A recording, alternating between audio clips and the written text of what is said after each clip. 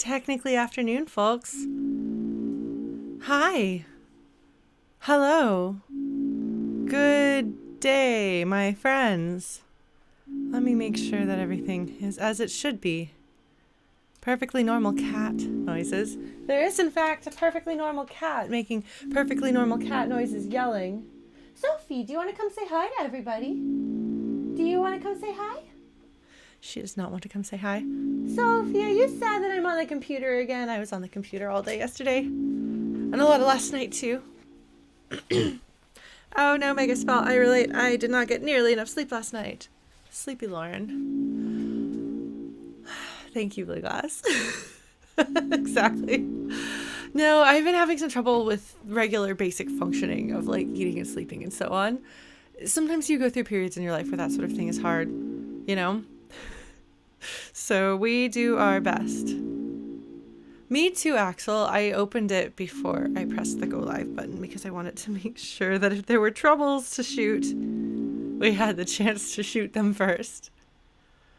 Okay, well, ghosts are exempt from the general reminder of eating, sleeping, and so on. Although I guess you could have, like, ghost cake.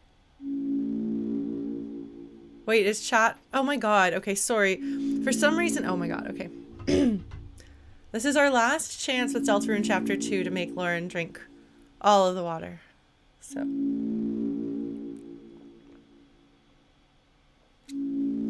Is ghost cake like angel cake? I don't know, so...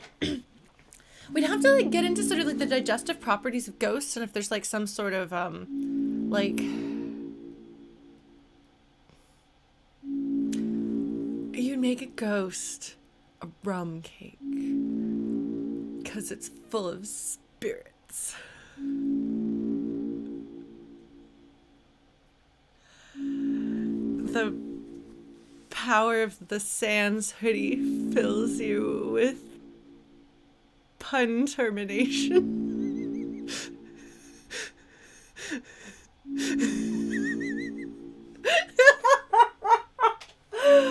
Oh, we are off to a good start, folks. Oh my god.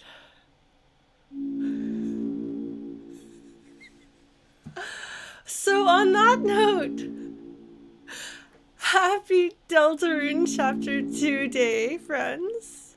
Hello. Welcome. Somehow, amazingly, we didn't finish yesterday because it took me 5 hours to get through 1 hour of content. I'm like both annoyed with and impressed with myself, so I can't even imagine what it feels like to be somebody else on the outside looking in. The good news about this, I guess, is that it means that we're going to have some opportunities to talk afterwards. I thought we had good conversations too yesterday. I mean, obviously, because I had them. No, I was really happy to be able to talk about some of the things that we talked about. You know? That's the thing, like, as much as, like, we're playing these games, we're also talking about stuff, we're hanging out, we're digging into things that matter. That's why we're talking about them. You know? So, if you want to just plain watch somebody get through Deltarune Chapter 2, I know there's folks that can do that. Icy Fire Wizard 98, thank you for hosting my stream, friend. Good to see you here. Ice and fire, that's what, how do you pronounce the antipode? Antipody? I was never sure on that in a Chrono Trigger. Yeah, so like the deep lore is the not just the lore in the game, but the lore in our hearts. No, that's true, Zavath.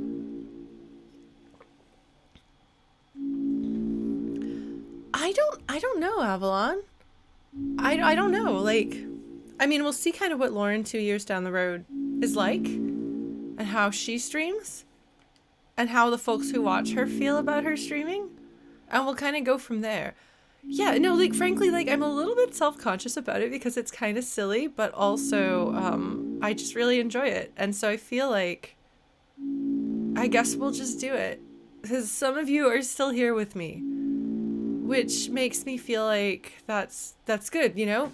Like, so I was talking to a friend last night about a lot of really, like, you know, personal and emotional stuff, like you do. And one of the things that she was expressing some concerns about is like, are people going to like me because of these attributes that I have or don't have? And I was like, you know, the people who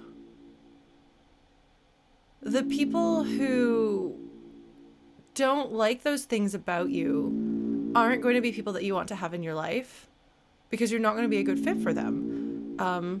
There's the same thing as, like, you know, job interviewing. If you pretend to be someone you're not to get the job, then they're going to be expecting the person that they thought you were. And so, like, if I wanted to, like, be like the next big Twitch streamer, which I don't frankly think that I have the whatever it takes to do that, but if I did, like, then I could try to do the things that would do that. But I don't think I would be happy.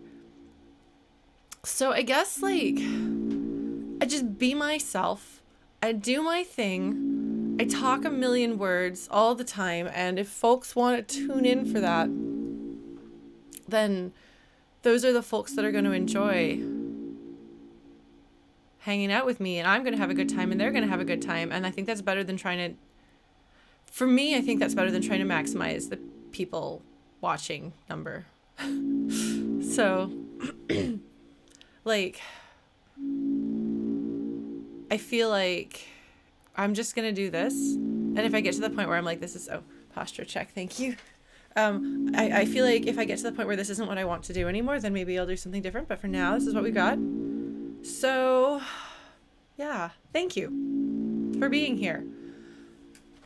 I was thinking as I booted up this game that in 2 years' time or whenever, when the game proper, the rest of it comes out, listening to that bomb is going to be so nostalgic by now, because we've listened to so much of it. It's great. No, thank all of you. Thank of all of you. Yeah, I have my own ways of being an obnoxious online streamer, you know? I am 100% the girl who talks too much. That's my flavor of obnoxious. I don't think I have room in me to try to be a different one. So we're just gonna go with it. We have hours of bomb on our records. Oh my God, really, Dr. McCanno? Oh, that's actually good news. I like that. I like the thought of being able to take your time and have time to think between the chapters. Capri Bar, thank you. Well, I appreciate you for being here and being friendly and open and welcoming and opening up your hearts to me, folks. Thank you. That is a scary thing to do. You're sitting here in a virtual room full of total strangers, and some of you have told me really personal, loving, kind, interesting things about yourself. And talked about really vulnerable and scary things. That's really cool. So, like, good job, all of us, for being brave. You know, it takes a lot of bravery to be vulnerable. So, thank you for that. All of you. Oh, man. Yeah, well, 3 chapters at once, but I will take my time with them. You can be sure. We will savor them. Oh, man. I do want to do creative sprints again. Maybe we'll do those in 2022. All right. Well, before we dive in, because we have 5 minutes of games, and then credits, and maybe music, which I will want to cover. I feel like I should cover more music from these games. I'm definitely talking to friends about Megalovaniacs, so watch this space for more, I guess. Thanks. Yes, if there is a person in the world who can stretch it out, it is me. That's fair, Dr. McCanno. No, that's true. Oh my God, that could happen for April Fool's, friends. Somebody remind me in early March. Just like message me and say, "Bomb, Lauren." I have an idea, but I know my ADHD brain will forget it before then. All right. All right, redeemed stretch. I will stretch. You stretch, arms over the head. Let's get ready to do this. Before we dive in, I want to talk a little bit about how we're going to talk about stuff, because it has come to my attention. It has come to my attention that everyone is vibrating with excitement at the thought of talking to me about secrets. And I want to make sure that we're all on the same page so that we all have as much fun as possible. Because I feel like I have a decent idea of what I think people actually want, and I know kind of what I enjoy. And so I will be working to preserve that. Oh, cookies. I had banana bread this morning. Sugar in the morning. Good times. No, so here's the thing. Like, I know that my, like, speculation, such as it is, has flaws. And hold on. We're gonna go off the bomb. We're gonna listen. Here she is. Look, see, she's still here. Mom is still here. Okay, we're gonna listen to this. I'm sorry. I need to cover this. This song is getting covered. But first I need to put out the legend. But I'm gonna do this one. Faint Glow is what it's called. Okay, well, this is high on my list of things to cover. So, okay. Like, as I was saying, my mini golfing has holes in it. My brain and my memory also have flaws. Sometimes I wonder, what would I be like with a fully functional memory? What would I be like if my brain was more operational? We may find out. I hope that 2 years from now, Lauren will have solved some of her memory issues and can put things together better, because she doesn't forget what she saw 3 weeks ago in a game. Me too, Dragon Imps. There's something really special about having inside jokes. Justin, thank you. I believe in you. I'm not surprised to hear that.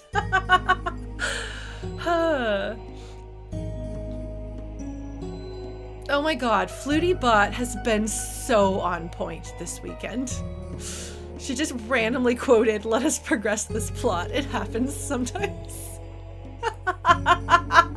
Does it, Flutie Bot? Does it? No, I would love to have a fully operational memory, because there are things that I should remember and don't. And I get more frustrated by that than you do. And I appreciate that you folks have been pretty gentle, because, like, having memory issues is really, really upsetting on, like, a personal level. It's very, very difficult to deal with. Like, I spent a year or two thinking I was getting early onset dementia, but it seems that it's just related to stress, trauma, vitamins, and possibly the bipolar medication that apparently I do not need to be on and will be getting off of. So, but not dementia. Thank goodness. But so, like, that's like a scary and hard thing that goes into, like, the, like, I don't remember things. So I appreciate you being, like, kind of patient and kind with me about that, and gently being like, you saw something related to that 2 weeks ago, Lauren. Do you want us to remind you of that? And then I can kind of decide or not. And that I appreciate that. That is kind and gentle of you, which is, I think, a good way of dealing with sensitive subjects. But that said, like, even if I had a great memory, which I used to for most of my life, but even if I did, there are still things that I've missed and things that I don't know. There's secrets from Undertale that I don't know, because I didn't go trawling through the code. I didn't play the No Mercy bad time route. I've absorbed things from fandom, apparently some of which is not correct, because I've never seen Sans talk about the resets, and the fandom thinks that it's way fun and super dramatic, which it is, which is why I know it, for him to, like, retain some memory. But apparently he just, like, knows something is up and is just very clever and observant about it. So there's going to be like errors in my understanding of things. There are going to be things that I've misinterpreted, lines of dialogue that I didn't see because I picked the other option, places that I didn't go, backtracking that I somehow overlooked, backseating that I was contrary about and therefore sabotaged myself.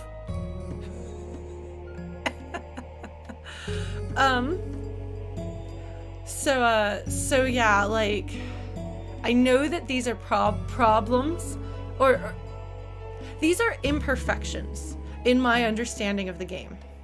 And those imperfections are part of Lauren and Lauren's Deltarune experience. And I know that folks want to basically hand me pieces to fit into those holes because you want to see what I would do with those, with that information. Because you want me to not start building my house of cards of ideas on something that is factually wrong.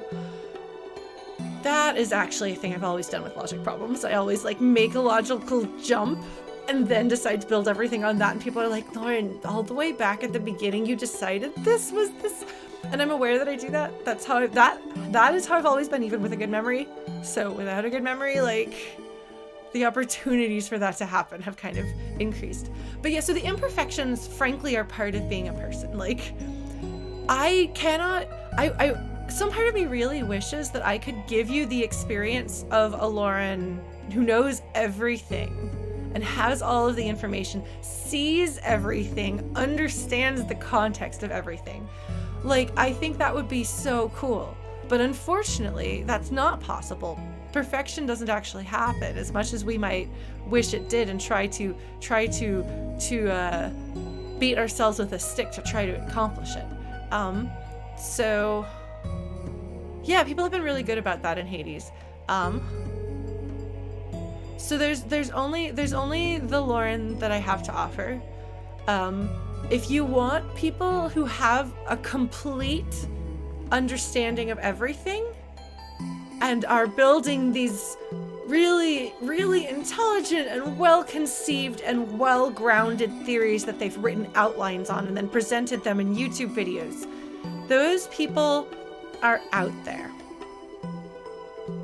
And they are probably really, really smart, thoughtful, perceptive, interesting, and compassionate people.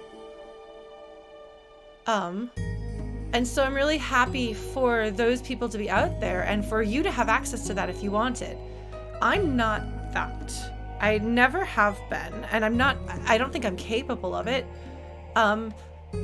So all I can give you is the Lauren imperfection version of things. And that means that I'm going to be wrong sometimes. And it means that I'm going to have forgotten things or make bad assumptions or be biased. And that's okay. And I know it's frustrating and I'm sorry. But maybe if I were like stronger minded, I would be like, bring it on, give me everybody's theories. And then I'd be like, okay, well, anyway, I'm going to push those off the table and just build my own. But I don't have that. I have an entire lifetime of having people steamroller over me and replace my opinions with their own. And people telling me, you're wrong. Your tastes are wrong, your thoughts are wrong, your feelings are wrong, your opinions are wrong. And sometimes, if you don't change those to match mine, I will crowd you out of my life or punish you in some other way. And so I don't know if it's normal or natural for people to be able to like take in those theories and then reject them and build their own regardless. Like, I don't know if other people can do that or not, but I can't. For better or for worse.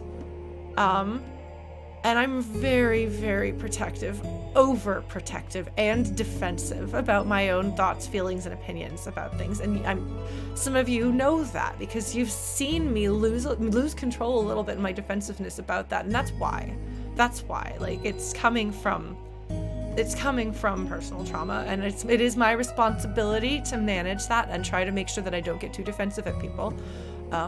But I know that that's a thing. So that's kind of tied into this as well. So what I'm saying here is that after we finish this, I want to talk a bit about what I think and feel, but I'm going to be approaching it from my own flawed, limited, biased, memory lost perspective. And so if you want to give me information that I've missed, I ask you to please request permission and be all right with the fact that most likely I'm going to say no. Now, if you're like, okay, Lauren, that was covered in Undertale and you responded to it, so I know you knew that, and I think you'd really want to know this, I might say yes to that. But if it's like, do you want to know what happens if you pick the other option after you fight Spamton? And Susie asks you if you're okay. No, I don't want to know that one. That one's huge. That one is big. I'm dying to know it, but I don't want to be told it, you know? I want to play through my playthrough of it. And I would rather not know people's fan theories about things at this point, because I cannot make my own if I know everyone else's. So, maybe other people can, but I cannot. And so in the interest of preserving myself and my thoughts and my ridiculous mini golfing, I have to respectfully request to not put those on me. So I appreciate your understanding in that matter, and I apologize if that's frustrating. But I think in the long run we'll be happier, especially if Lauren 2 years from now has improved her memory so she can remember this. I think we'll all be happier. So that's it. But yeah, Toby Fox wants us to have our personal experiences with what he creates, I think. He knows that people are going to data mine his games to try to get at every juicy little secret, even though literally Undertale is like, do you really have to tear this thing apart? Maybe you should reconsider getting every possible piece of content. And people were like, nah.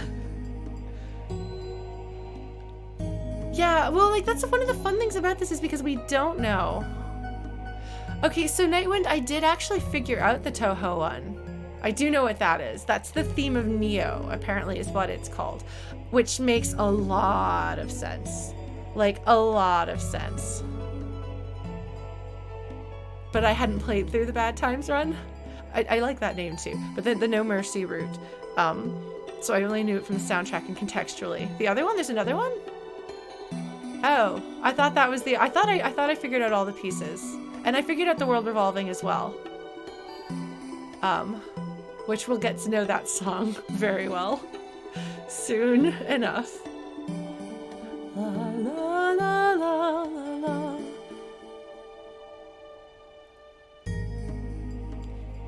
Oh man. Alright, let's do it. Oh, okay, Nightwind, yeah. It was at the beginning of one of my streams. I was like, hold on, I have one more thing I want to figure out. Hold on. And we sat there while I opened up YouTube. And I was like, there's one more piece. One more piece. And then I opened up the world. I opened up Big Shot and I listened to it. And then I opened up the world revolving and I was like, yeah.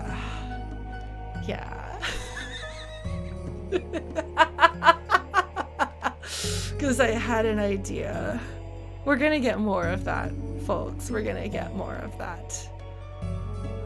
What would you all do if I covered the world revolving, huh? Oh man. It's okay, I've got so many other songs on my plate. Thank you, Veritas. That's the best response you could have given. Alright, folks. So yeah, so in sum, request permission before you share information with me that I don't seem to have. Be okay, please, or at least be respectful if I say no. And know that I am sorry for frustration that I may cause, but I think this is going to be the most fun for everyone, if that's okay. And if you really want to speculate a thing, like, again, like, ask if you don't mind. And I'm sorry, because I know it's really fun to talk about speculations together, but because I do not have the strength, I don't think, to hold on to my own yet. Maybe someday I will be like, okay, I don't trust myself to hold on to my own. And so I'm going to try to be a little bit protective of that. And I'm sorry about that. Lauren revolving. Thank you, the original Mistwalker. Veritas, thank you so much for coming by, and hopefully we'll see you around sometime. Feel free to let me know what you think if you have ideas. Yeah, there's the Discord spoilers channel. Well, and also I'm gonna be avoiding the Discord's Undertale Deltarune channel for a while, actually, because I don't want to crush everyone's fun and I don't want to stumble into things. So feel free to continue having those conversations. And maybe at some point in the future I'll revisit and I'll jump in. I really appreciate your understanding. Swivel chair, hold on.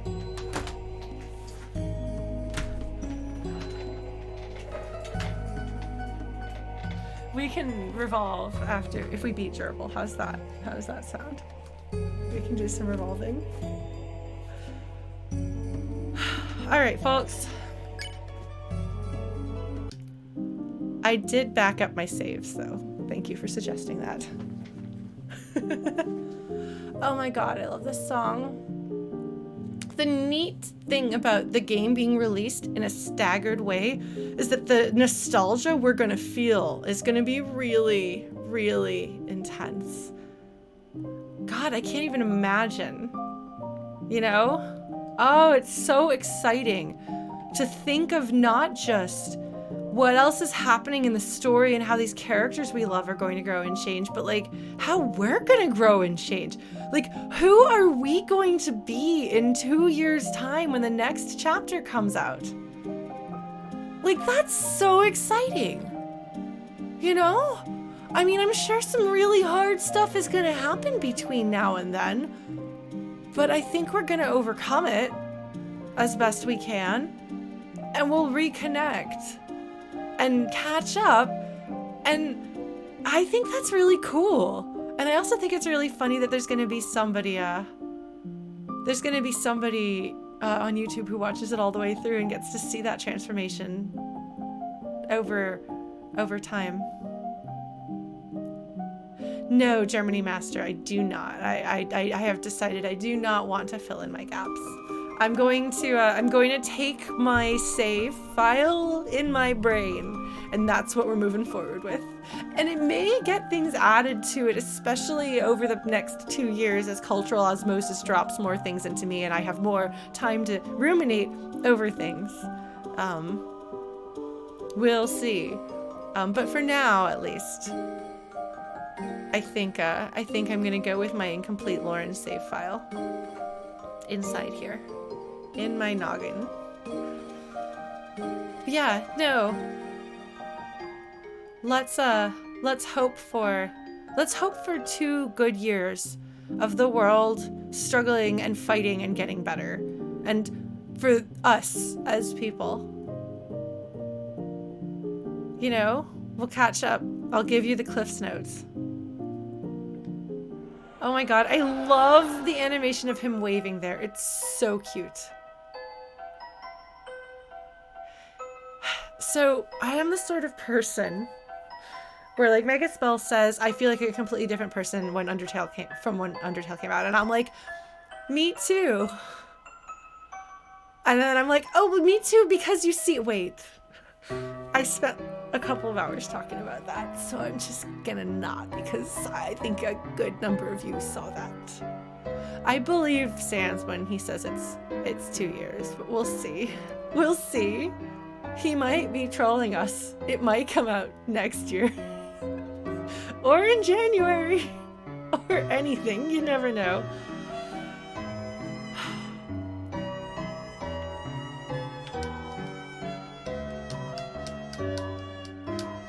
Alright. Drank some water. It doesn't feel ancient to me, but it does feel as though there's a distance between me and then. Me now and me then. forget I'm with you in the dark.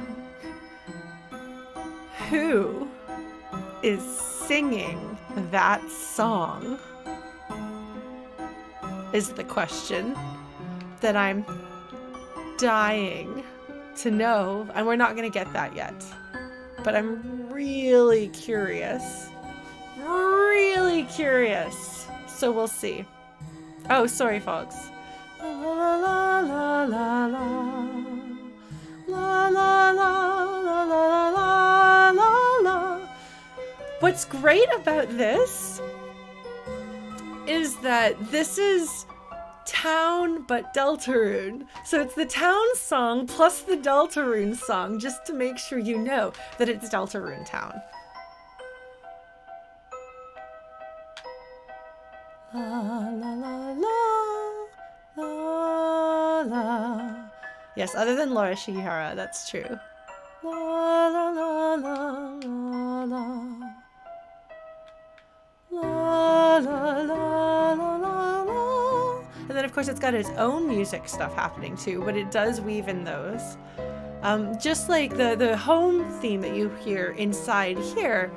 I'm gonna call Mom from here because that's what I did last time and I want my save to be accurate. La, la, la, la, la, la, la. She does say before sunset, specifically. She says before sunset. Actually,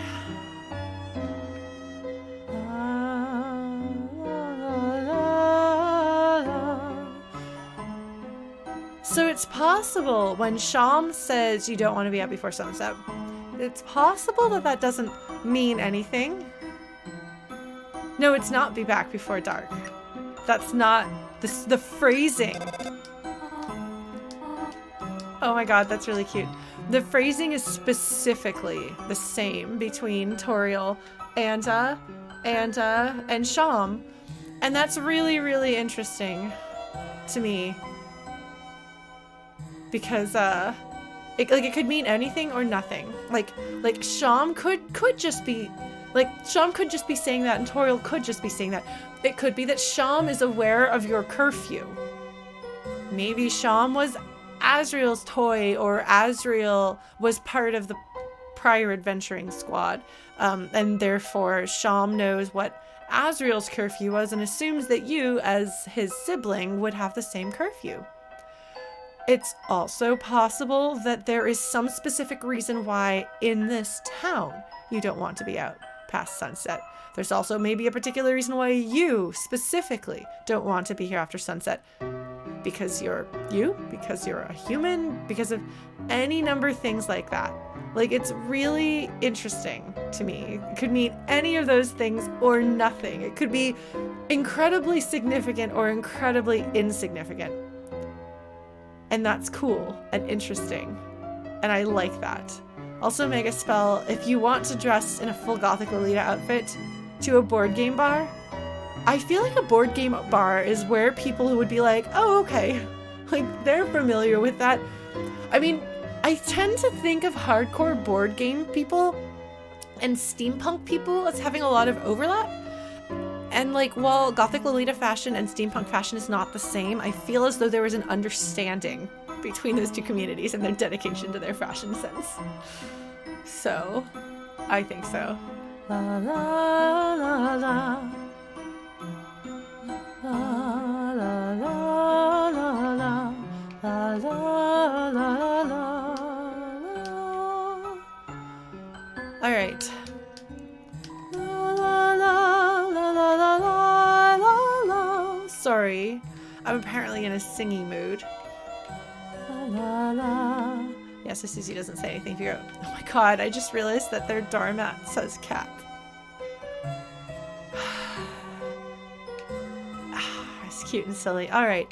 Yeah, so there's the Deltarune above the door and on the doormat. Hold on, actually, just a second. Sorry, folks.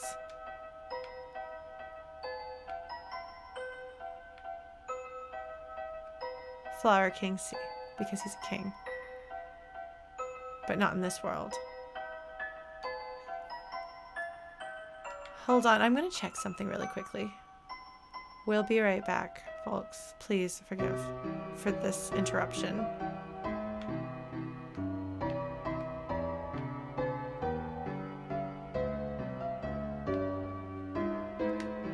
I'm trying to figure out if any of these symbols are the Deltarune. Sorry, folks. We got derailed. I don't think so. Circles. I mean, they're pretty.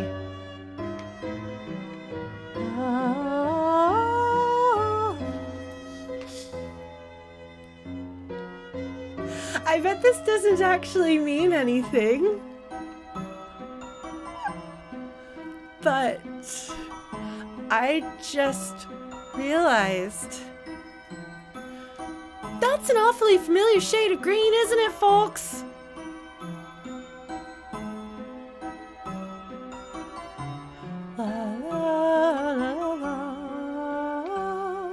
Because I was like, I wonder what's at the top of the church. Because that's usually something significant.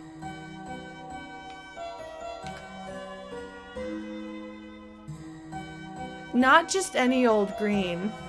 It sure looks like a, because I was like, oh, that's interesting. What's on top of it? And then I was like, that kind of looks like a hat.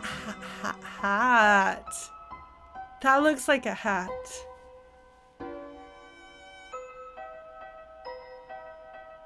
Now, it could mean nothing more than the fact that Ralsei is in some way connected to Azrael, and Azrael, as we know, has some fixation with having committed sins and is an intensely, or at least was at some point, an intensely religious, like, to the point of zealotry child. Hold on. Hold on. Sorry, folks. Sorry, folks. Sorry, folks. I'm sorry. I know we're about to finish the game, but oh my god. A little overzealous in his young days. That's interesting. That's interesting. His younger days, perhaps his days that he went to the dark world. I don't know. He doesn't sound sickeningly perfect. He sounds a little bit sad and cute. I don't want to beat him up. And Kris would not beat him up. Nothing about him seems smug at all. Like, I cannot even understand how anything about him seems smug. He seems really earnest and self-effacing. One might say self-flagellating. He seems like he desperately wants to take care of the people he loves. And being kind and trying desperately not to hurt anybody. Probably to his own detriment.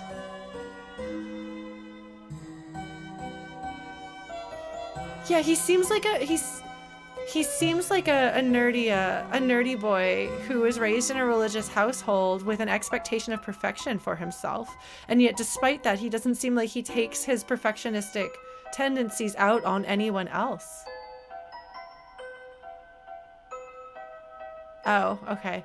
I mean, you can be like lol nerd. Part of that is because a lot of us are nerds, so like it's kind of funny when we say that. But yeah, like Azrael and Ralsei and just like... Anyway, this is, if anyone didn't get it, this is a very specific shade of green. A very, very, very specific shade of green. A super, super specific shade of green that we've spent a lot of time with. And it looks a lot like a hat and a cloak, doesn't it? Doesn't it? Doesn't it? It totally does. It does, it does, it does, it does, it does. Oh my god. Okay, that probably doesn't mean... The thing is, I can do literally nothing with this information. But the angel, see, it's the angel on top. Mark my words. There is a real chance that this is going to be something.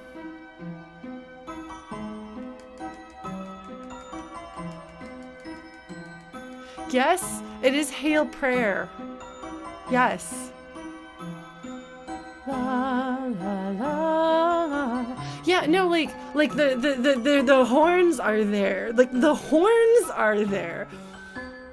That's what makes him la la la la la la. No else is also heal prayer. Okay, thank you, Jessen. Yeah, he's toothpaste boy. La la la la la la la la la la la la la la la la. But yeah, no, this is the weird placement of those dark shapes is not an accident. That's the thing that makes me feel like I'm not reading into this.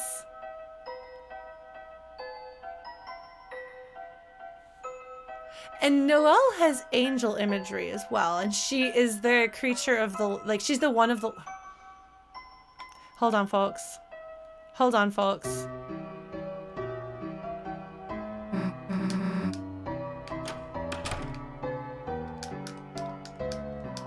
Yes, I know.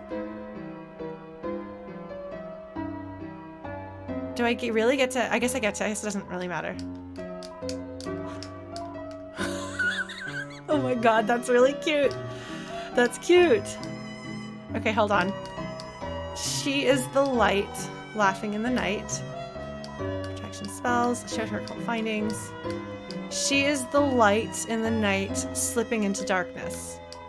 Which is, you walk among the dark, protector. Yeah. Oops, sorry. Yeah, green is a very weird color, and it's such a specific color. I'm sorry, I know I said we were gonna do the last 5 minutes of the game. I know, but like, you wouldn't think to paint to make the roof of the roof of a church this color, specifically this shape, with place for horns in its pointy hat. With an angel.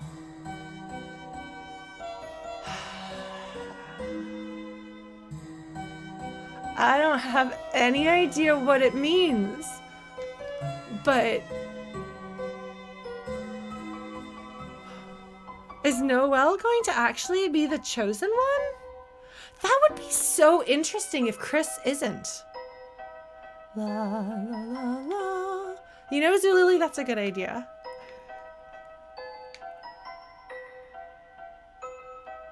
I think it does mean something though. Hold on, we're gonna go really quickly. No, we're gonna actually go. We're gonna go. Just, I know.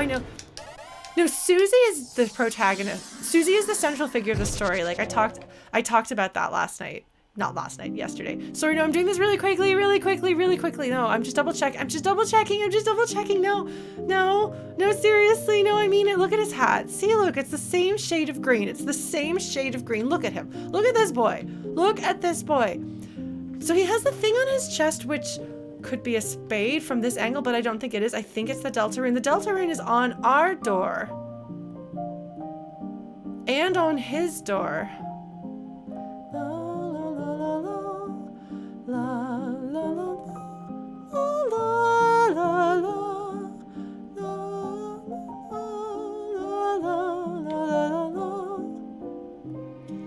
Anyway, I don't know for sure, because it could just be that that's the shade of green that they like because of... Gerson said that the Deltarune had to do with the angel emptying the underworld. No, but where else is the Deltarune here? It's not on the church. La, la, la, la, la, la, la, la, la, la, la. Yes, an angel will come from the heavens and the underground will go empty. We have angels, we have, I did do stuff at the police station the first time, actually. Yeah, so we have the angel, we have heaven, which we've talked about heaven in, with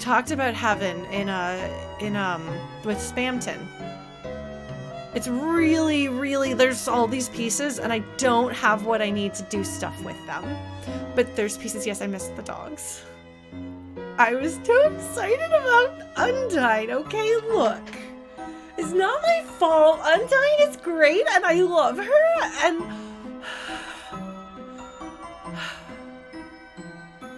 she's just cool. I like her. Alright.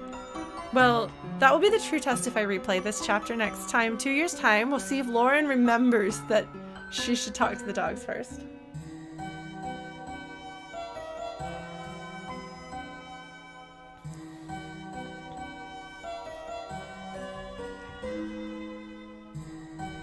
Alright. Okay. Well, that was a fun little departure. I'm pretty sure that roof, because the roof of the church is shaped weird. It is a weird shape for a church. All I'm saying. All I'm saying.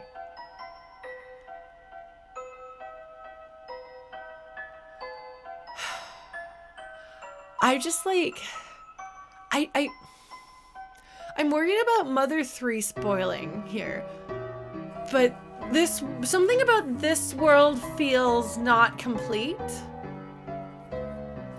and I don't know.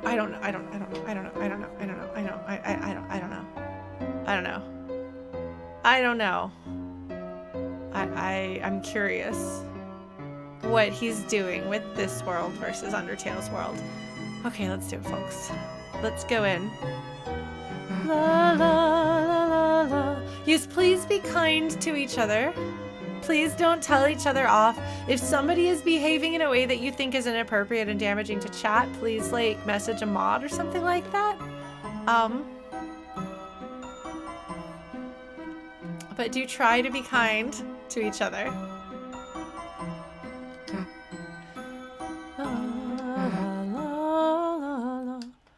Okay, hold on. We're gonna speed through this because we saw this yesterday. I was so happy.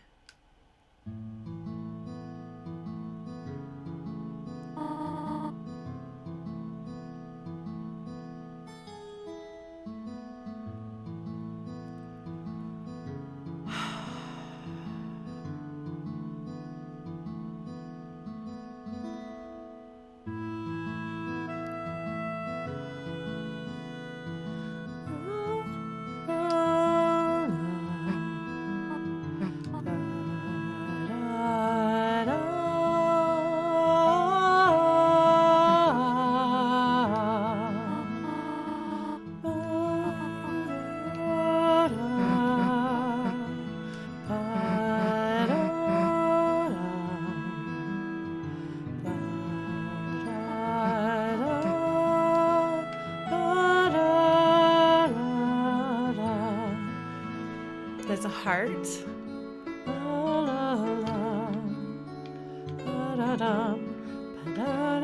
So last time I thought talking to them would be story progression, but I didn't. It wasn't. Cookie cutters for gingerbread monsters and gingerbread humans. Sync.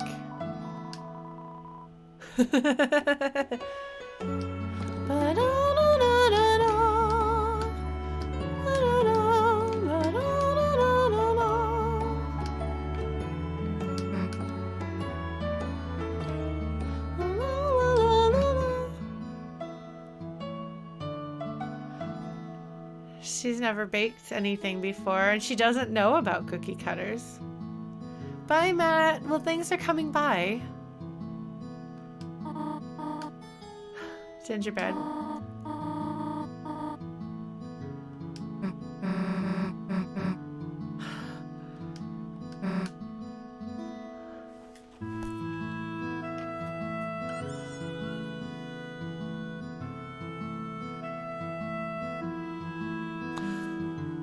Send me the fan art, folks. I know it's out there.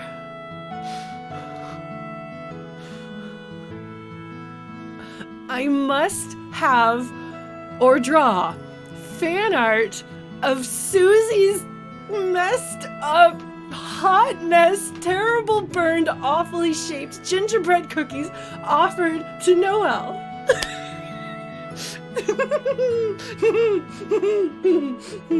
Oh my god, that's so cute. I'm sorry. That's so cute. I just need to draw some fan art, don't I? Oh my god.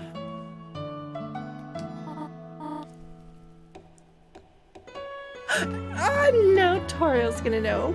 Oh my god, Toriel, help me set my friend up with my other friend. Oh my god, please.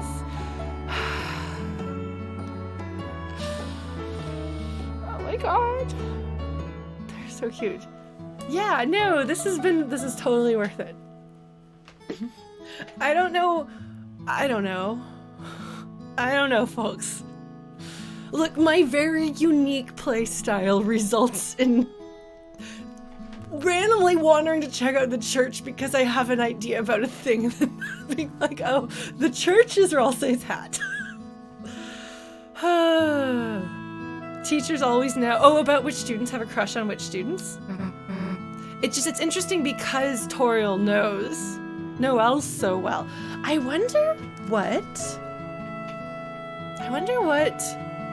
Toriel thinks of Noelle's mom. I want to know.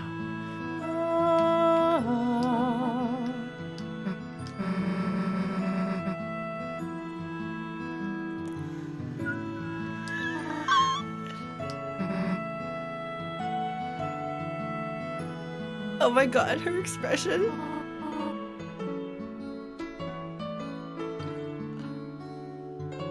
Is she just eating sugar from the bag? Amazing. My pie, my rules. I'm busting out that line the next time I do baking on stream.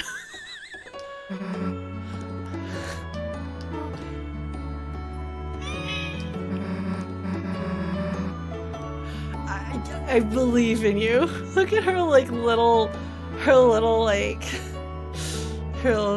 grin there.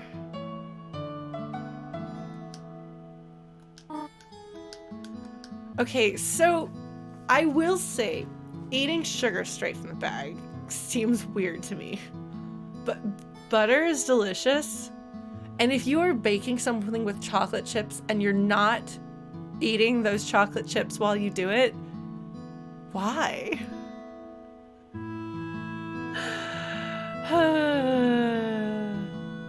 I mean, maybe like a pinch of brown sugar, but white sugar doesn't really have much flavor.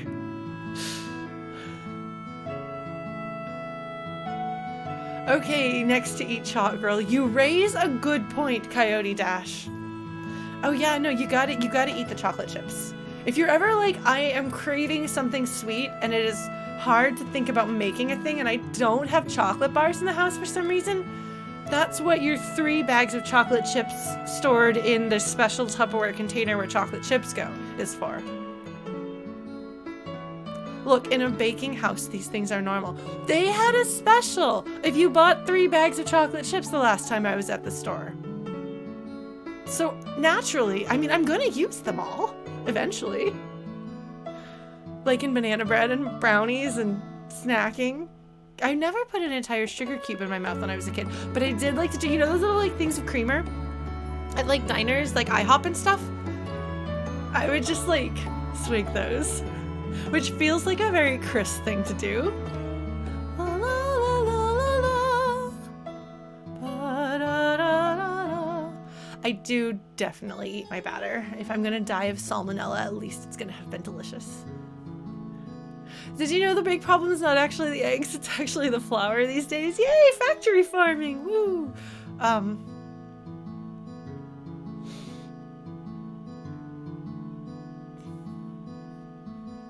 Okay, that's true. She is a goat. Goats do eat everything.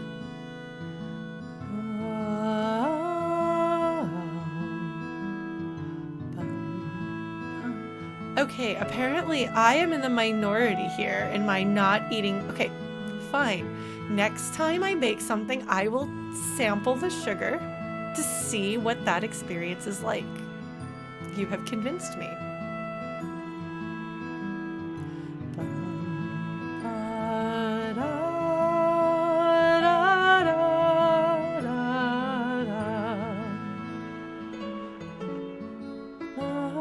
Oh no, I love salt. I eat enough salt in real life that I don't need to be salty in video games. Yes, Lost Wanderer. Well, let me tell you, those little coffee creamer shop things at the table are delicious. Even if your mom gets mad at you for drinking like 5 of them, they're so worth it. I definitely will drink cream if I'm making something, just like take a little swig.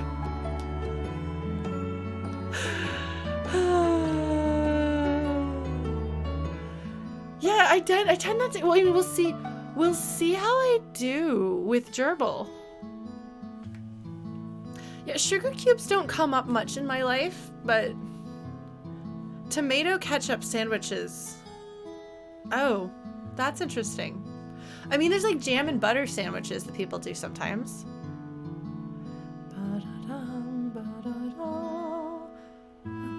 Oh, I've actually heard about pickle juice. Drinking pickle juice and craving pickles.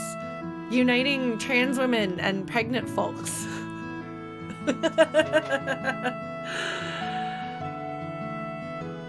I like dill pickles, but only dill pickles. I think I've talked about this before because Asgore has pickles.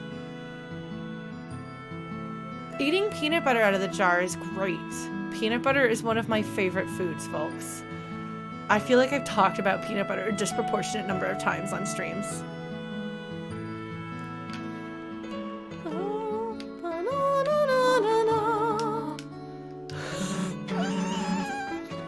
my god, look at her face. Oh my god, oh my god.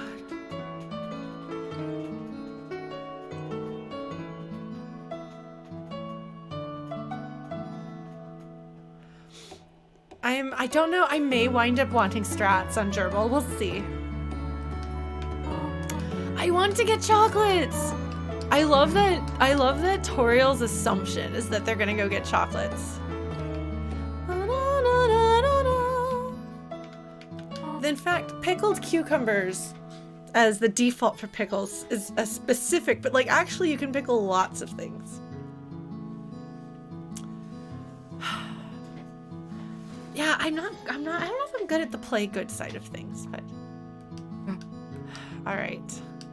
Still got 4 chairs at the table. Well, yeah, like whatever pickles is the most common thing where you are, that's, I suppose, what is called pickles. But in the US, and as far as I can tell in Canada from my time here as well, it refers primarily to pickled cucumbers. It was actually Germany Master. It totally was, because there are things I picked up on this time around that I did not last time around, so totally worth it.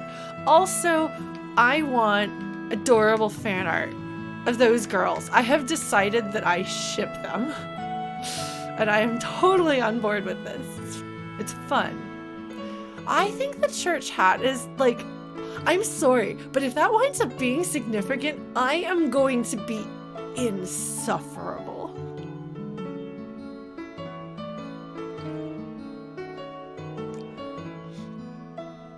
Well, I think in order to pickle something, technically all you have to do is let it sit in salt and vinegar enough to soften it and start changing the texture. I don't know if there's a specific chemical process, but you make what's called quick pickles, where you like dump some vegetables in salt and vinegar and let them sit for half an hour. Oh, there's no vinegar in kimchi. Okay, I've never made kimchi, so I don't know that. So it's just brining. It doesn't have to be the vinegar. Okay, for some reason I thought vinegar was essential. Shows what I know.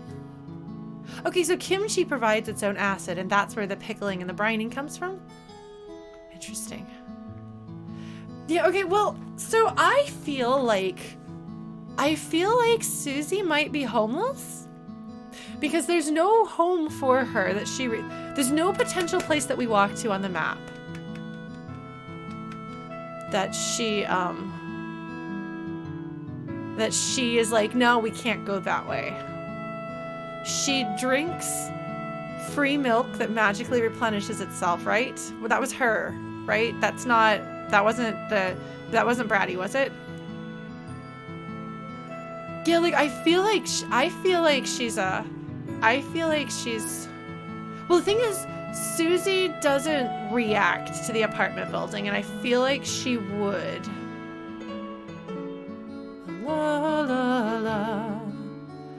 I don't know, Sufixer. Like, I think that's really interesting. I think she might be homeless. We don't know for sure. That's the thing is, like, we don't know for sure, but right now she's yet to do anything that I have seen where I'm like, this is definitely where she lives. She clearly is looking for sources of food wherever she can get them. And like, you know, she's a growing girl. Maybe she's hungry all the time. But I feel like she doesn't have... No, that's true. And I'm not saying that because she didn't point out her home, there is no home. I am saying, based on the information that I have available, there is nothing that contradicts the possibility that she might be homeless. Because she has not pointed out any home that I have seen. She may have home elsewhere, but I have not seen that, so that does not contradict the idea that she might be homeless. She is really into free food wherever she gets it. She goes down alleys looking for it. She won't go into the restaurant. She won't go to the cops. Like, she does go to school, but like... that doesn't necessarily mean, like, her going to school does not necessarily mean that she has a home life.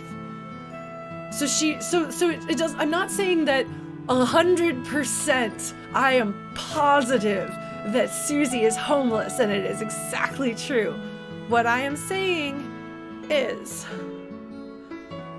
a possibility exists that Susie might be homeless, which would be interesting, and there are things that indicate that could be the case. It is also possible that she has a bad home life. I would say it is one of the two. I do not think she has a good home life. I think that is a thing we can be pretty sure of. People might not know that she's homeless. You are welcome to disagree with the possibility that she could be homeless. However, I will disregard that because for me, there is a possibility she might be homeless because she has not indicated any particular home. She does not seem to have a reliable source of food. Her clothing is not in good shape. She hasn't talked about family. She doesn't seem to know a lot of basic home things or have any attachments to family. She seems very independent. She doesn't seem to have anywhere to go, and she's not in a hurry to go anywhere. This could mean that she has no home. This could mean that she has a bad home life. This could mean any number of things. These are the two that I think it might be. We don't know that these things are wrong.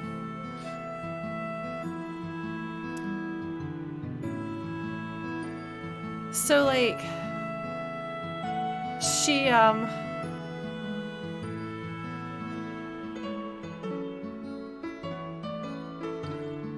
sorry.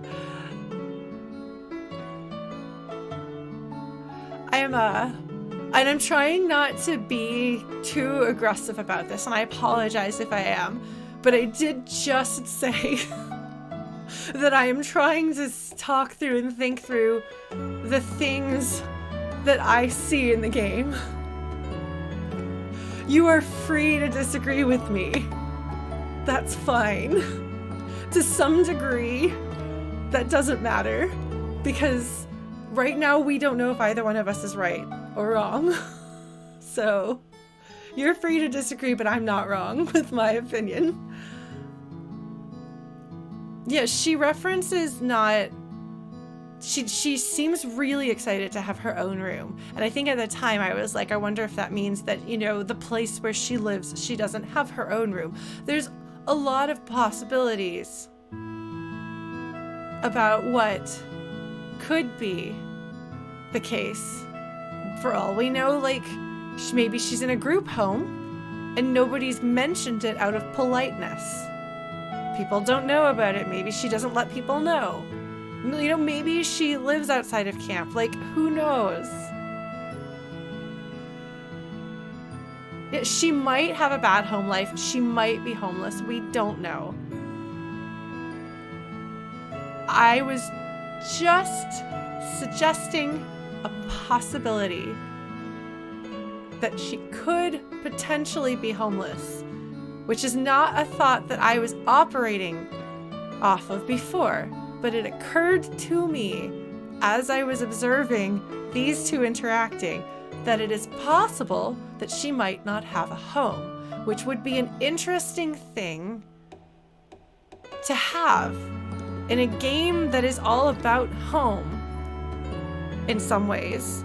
Like, where do you belong? Who are your people? Who are you? Your identity? All of these things. Like, does Susie have home? Does Susie have family? Does she not? Either one of those would be super interesting as a contrast to the other characters that we see. Noelle has family, but it's complicated. We don't like Birdley's family isn't his big thing. Family is also very complicated for Kris. Yet even having a complicated family, like, you know. Yeah, well, now she has a home and she's really excited about it. I don't know, Lightning. I don't know that we can make that assumption. I don't know that we know that they don't know. We don't know what their policy is on homelessness. We don't know what homelessness means. Like, there's a lot of things we don't know.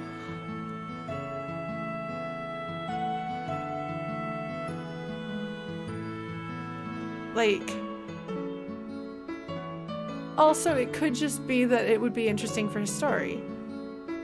So I feel like it's possible that, like, have you never read a story in which a character hid the fact that they were homeless? Like, I feel like it was a fairly common trope. I've written a story with that.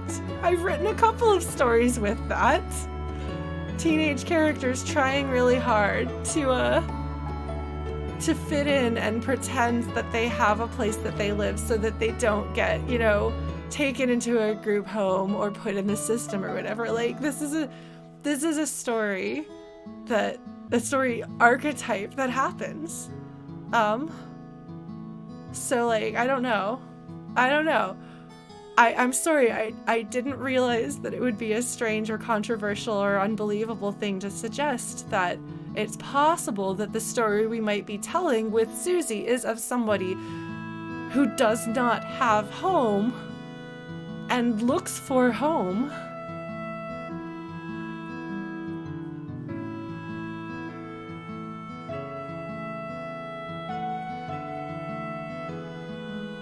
It's also possible that she has a family and a home that is terrible, and if people know she's not living there, she's going to get in trouble. So she doesn't live there, and people think she lives there so that she doesn't get put into the system, which is a concerning thing for a lot of people. And so maybe her official address is still her, you know, abusive or neglectful family's home. But she doesn't live there, you know?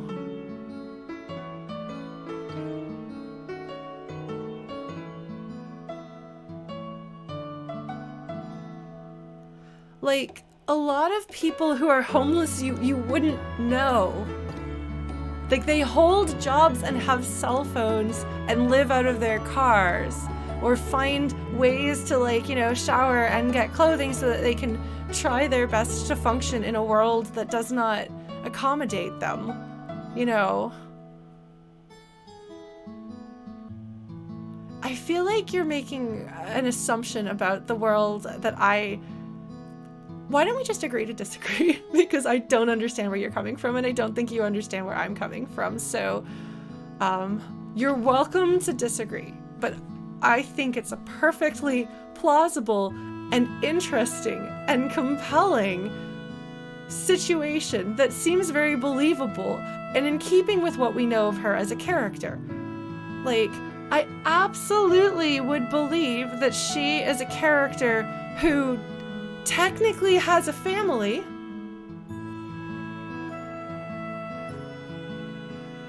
and yet she doesn't live with them. Like, maybe she lives in the woods, maybe she lives in a shed and in the woods, you know, maybe she, like, camps in the dump. We don't know. she has acted like she doesn't have a home. She has acted like she doesn't have a room. And like, this is a nosy, judgmental small town.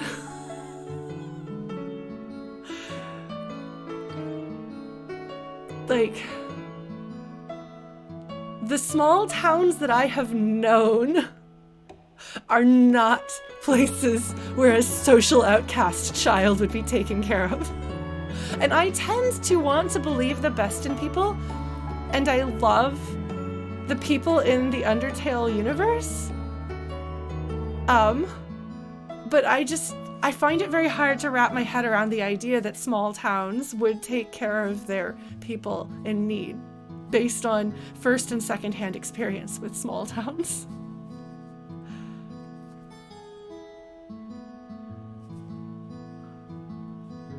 And if Susie is particularly invested in people not knowing, because like the two ways of helping would be harmful. You know, like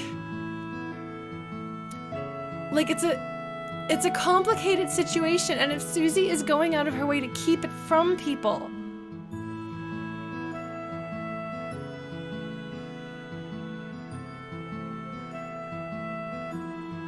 like, I feel like my opinion of small towns is maybe a little unfair, especially given what I tend to say about believing in the kindness of people.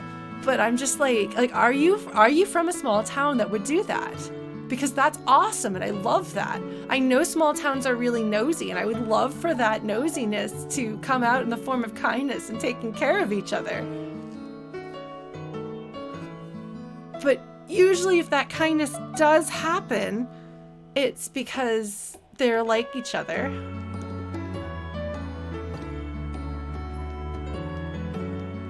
Like, there's people in here. I don't know.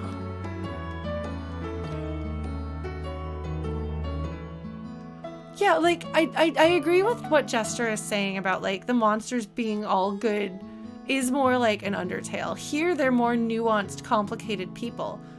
They're, you know, they gossip, they judge, they dislike each other, you know?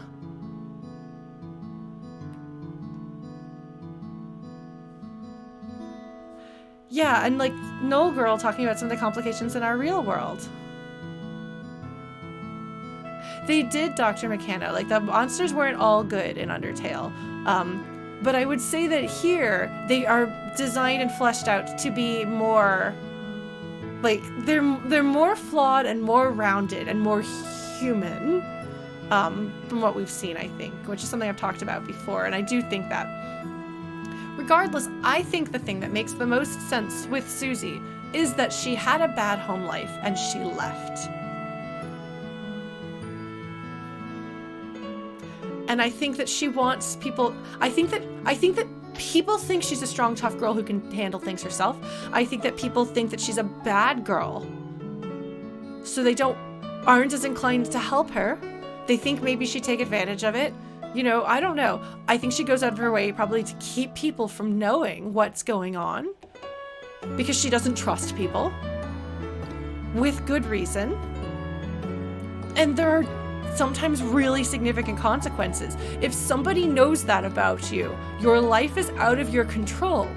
And what if you have run away from a terrible home life? What in your experience would make you think that an authority figure taking charge of your life could possibly be a good thing? How would you possibly trust adults to interfere in your life and not make it worse? If the very people who are supposed to keep you safe in the world are people you are hiding from, running away from. Like, is it so hard to believe that Susie, who clearly has trust issues that go both ways, would not want people to know about her weakness and her vulnerability?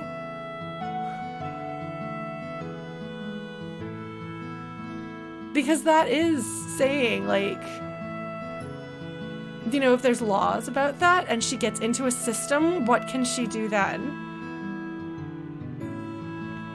You know?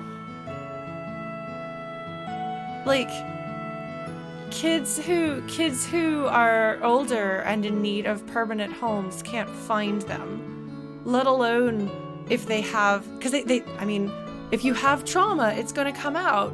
You're not a cute, innocent little kid. You're a traumatized person. And people want to take in a little cherub. Like, I think it makes perfect sense for Susie as we know her, and for the kind of story that this is. So I think that makes the most sense. And I wouldn't be surprised if It's okay, thank you, Ampy. You don't... It's alright, I've got it from here. Thank you.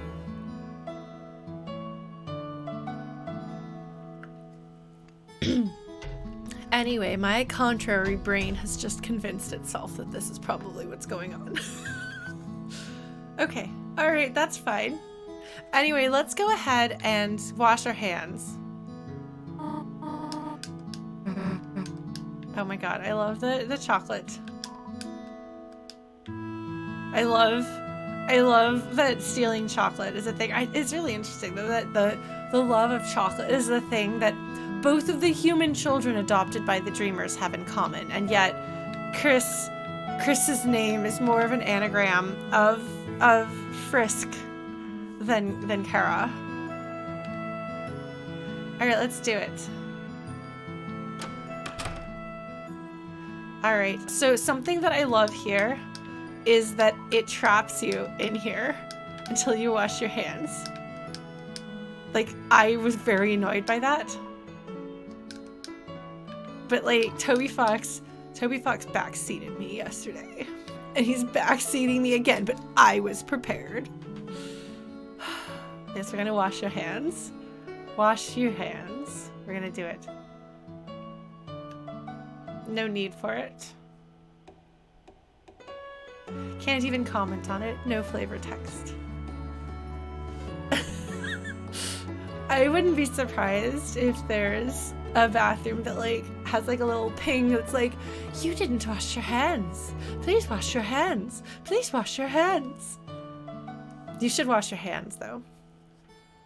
When you use the bathroom, when you come in off the streets, you should wash your hands, especially in the time of COVID. All right. Wash your soul. The mirror is too tall for Kris. Well, it could be perspective.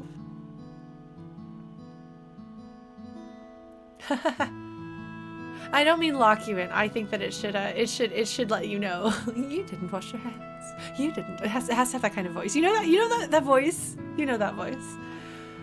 All right, we're gonna do this. We're gonna wash our hands. It's the bathroom sink. Will you run the tap? Not will you wash your hands. Will you run the tap? No. The tap will be waiting until you just. It's really funny. All right, let's wash our hands.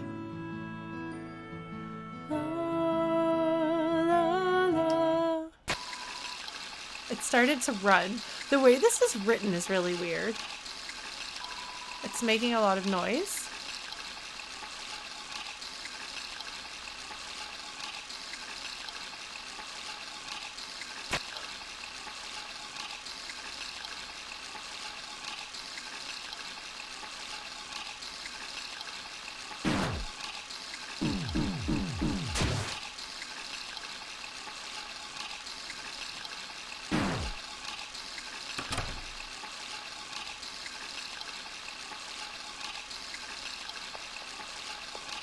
They always look like they're in pain when they do that.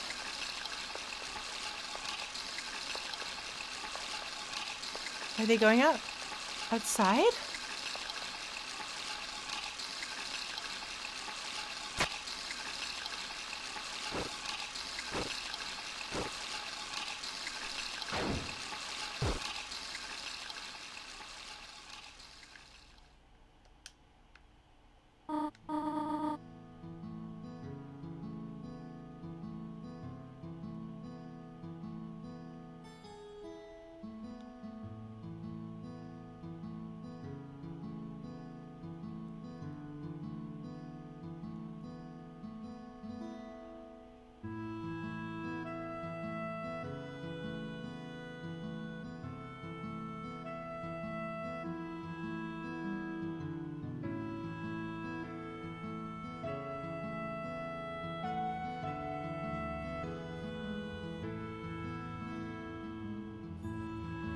I'm sorry, folks. Wow. I'm sorry. I'm just like...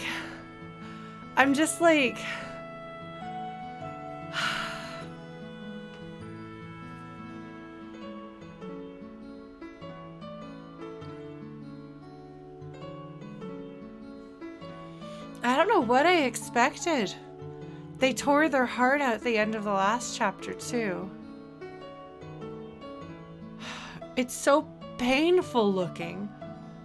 The way they just like... The way they like lurch out. Like it hurts to move. Like something is wrong.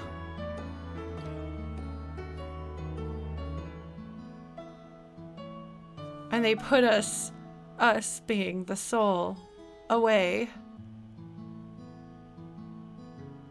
And it's nighttime. After sunset. You want to be home before sunset.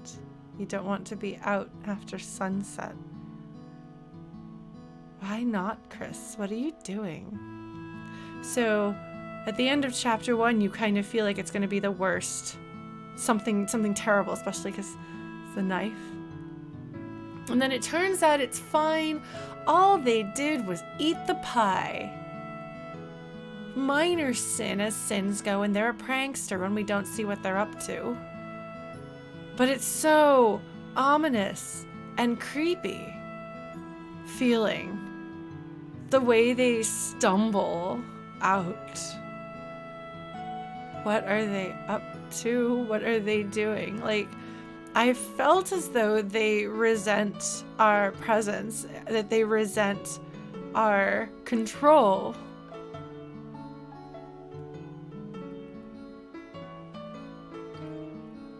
And my heart's gone out to them for that, because I can understand how incredibly uncomfortable that would be. I mean, like as you have seen, one of my biggest weaknesses is feeling as though someone is taking me away from myself. Like, that is the surefire way for me to lose control of myself and go in defensive mode, because it has happened, and my self is so hard won that if it feels as though someone is trying to take that away from me, I don't handle it with grace. So, like, I understand.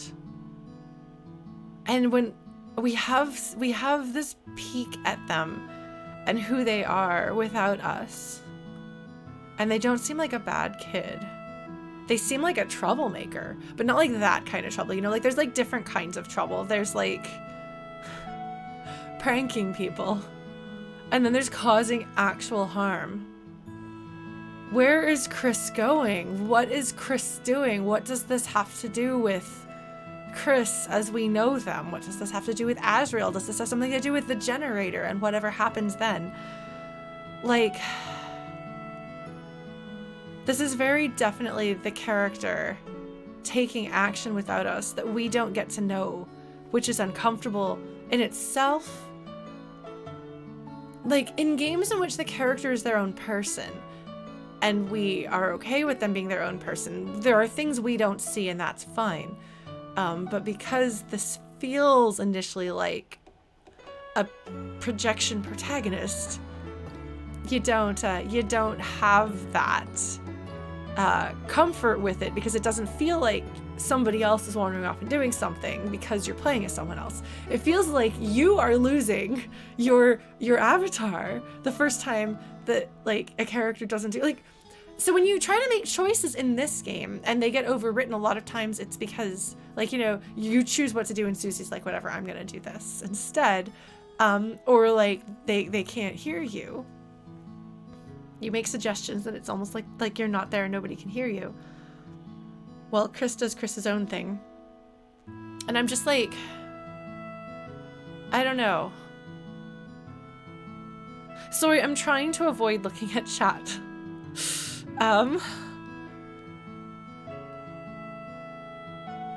And I apologize if I'm misremembering something or getting something wrong, like I said. But like, it's so jarring. It's so uncomfortable, even knowing that it's kind of a risk, even knowing that the descriptions of the actions that are being taken is really jarring and strange. Like, and you know that Kris can tear the heart out because they've done it before. It still catches you off guard. Like when they fell over, I was like, oh no, are they okay? But like they're tearing you out and throwing you in there. Again, it's very forceful and it's very jarring. But like the description of those, did you notice when the action happens, it no longer says you. Like this, it's not passive voice exactly, but it's basically like the sink is turned on, the water is running, it is making noise. Instead of saying you do this, you turn on the sink. And I think that's really like a good way of changing the tone to be strange. And like there's no need, not you don't need it, not you don't. You.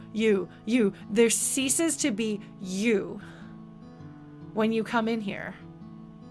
And there's no flavor text. It's like Kris is like, no, Lauren, you don't get flavor text in here. I'm done with you.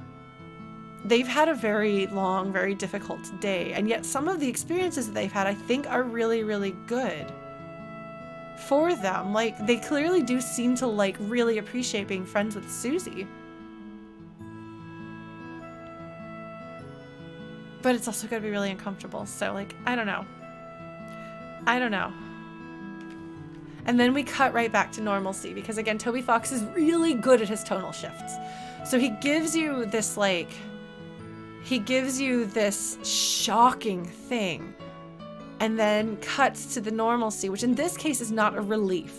What it does here is it serves to emphasize how uncomfortable that is and to make you even more uncomfortable at how jarring and sudden and striking that disconnect is.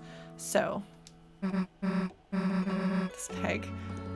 And yet, so you're still getting this like enjoyable like wrap up of these characters that you care about because it is satisfying. Like I desperately wanted Susie to come home and meet Toriel and have this like wholesome experience. I desperately want her to be like given love and kindness. And so like that's really satisfying, even as you're like but you also don't get to see what's happening in that room. You get to hear it. You get to be an observer. But I can't do anything. I can't even move around in my cupboard. So like I stop to smell the flower. Oh my god. So we have a terrible joke again. Humor. And this is kind of easing you out of the feeling that Toby Fox leaves you with. And it's cute. And it's cozy. And it's these characters like we love Susie at this point. So it's really satisfying on some level to see all of this. And when are they going to realize Kris is still not here? That's cute. And we're trapped here. We have no agency without a body to control. Does this sometimes, just as with the cage, where you can tell that that's happened before?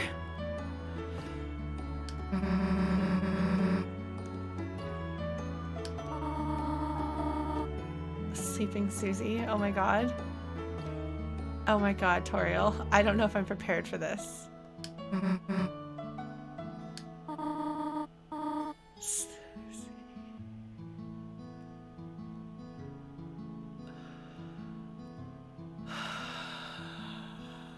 That sounds like something I would say. That's not a good thing.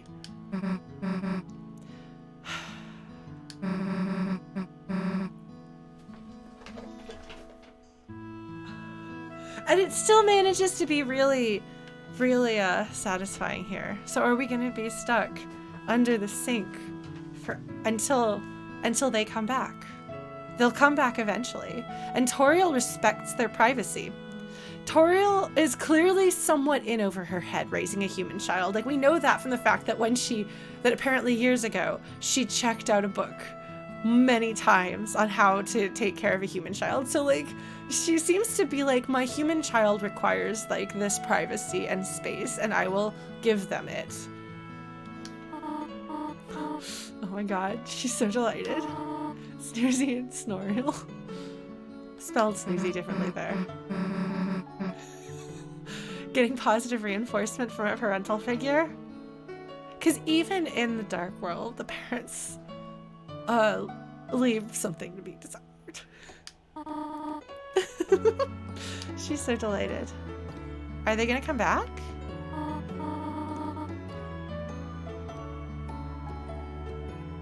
She said a swear.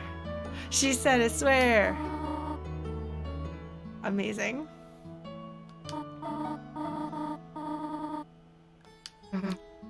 In the car, something's gonna happen outside.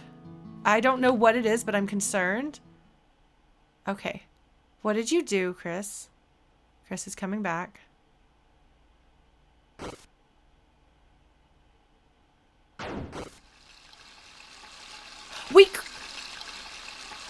Why did we not hear the water that time? We heard them talking in the other room, but we didn't hear the water once Kris left.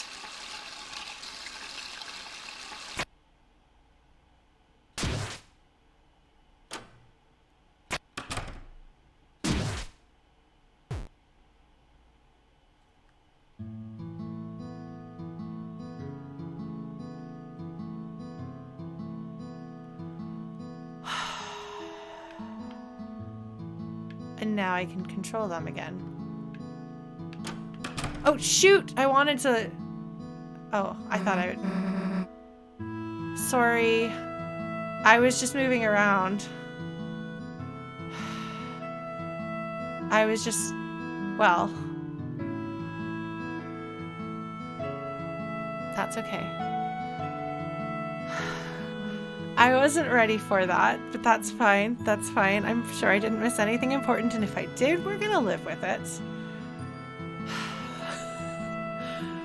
Oh man, I wasn't ready to shift to this. I was still processing. Oh my god, I'm sorry. That's just... And then they walk in here on their own power, but like... So we know... In some ways, they're like a casual chaos gremlin that doesn't seem to do major harm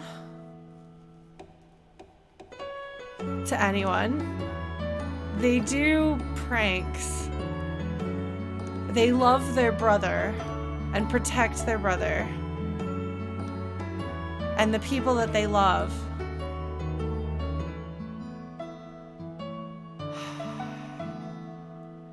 Like, I don't know. I really wonder.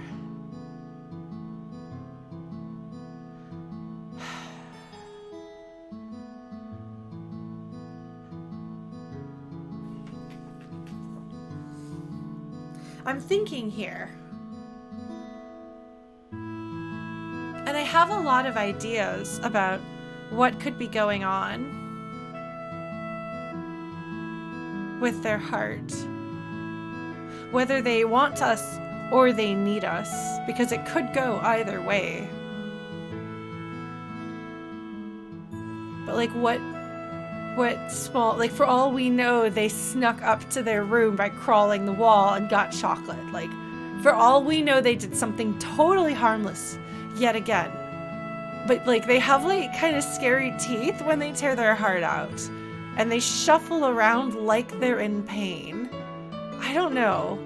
I'm really curious about that. I don't know. All right. Anyway, sorry folks. I realized that chat is going to be talking about exactly this stuff, which is exactly what I don't want. So I'm not looking at chat. Sorry. I'm glad that you're able to have conversations with each other about what you think and your questions and stuff. But I am trying to experience the game for myself, so I'm just not looking at chat, and I have been trying not to, which is, if I feel a little bit disjointed, it's because I'm like looking from the camera to this and trying not to see my chat in the background. But yeah.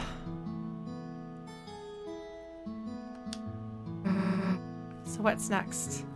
What happened, Toriel? Did Kris do something to the car? Maybe something totally harmless? Maybe somebody snuck into the car and took the flour or the sugar or whatever it was that she was looking for. The pie. Worked quite hard, have we not? We finish it later. What? But no, what happened? What happened outside? Toriel? What do you need to talk to Kris in private about? Because this was sudden. Something is up, which is why, like, Susie's kind of like, wait, but we were, like, finishing the okay, because she doesn't know what's normal, but it's jarring. Guess I'll walk home. So she does say she has a home. No. So to do that, they'll drive her home, or will she stay? Sleepover party time! I'm sorry. I know that there's, like, upsetting things happening, but I'm also really happy about this. Also, this could very well be Toriel knowing that something is at least not right with Susie's home life.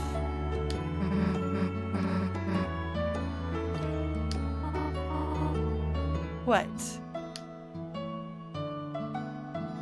And we both go in there. Notice I'm not controlling them here.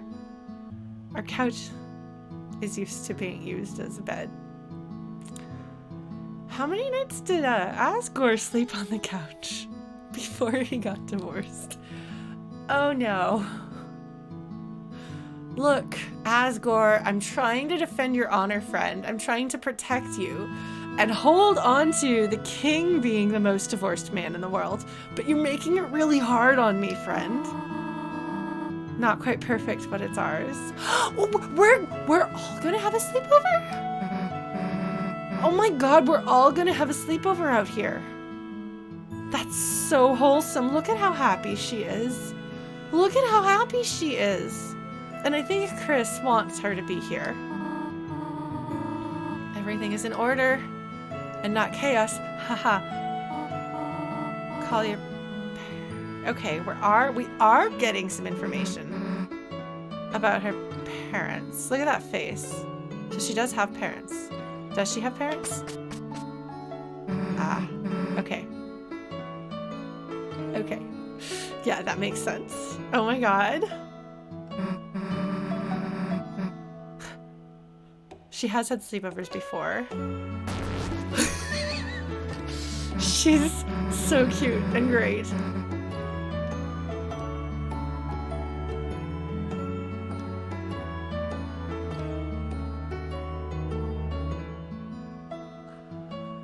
Oh my god. Did you pick up on it? Have you yet figured out that so much of this is about who has to tell you what to do, what control you have over your own body and your own life? Did you get it? Did you get it, folks? Toby Fox is making sure you get it. Also pouring a little salt in the wound if that's not something Kris wants. But the answer is no, apparently. You don't. Maybe we can actually coexist more peacefully than I thought. Because that is not an action that I put any effort into. Like, that was not me. That was 100% Kris. Do they let us control them when they want us to? Are we like... Do we have like a symbiotic relationship here? Like... Is that okay? I guess like...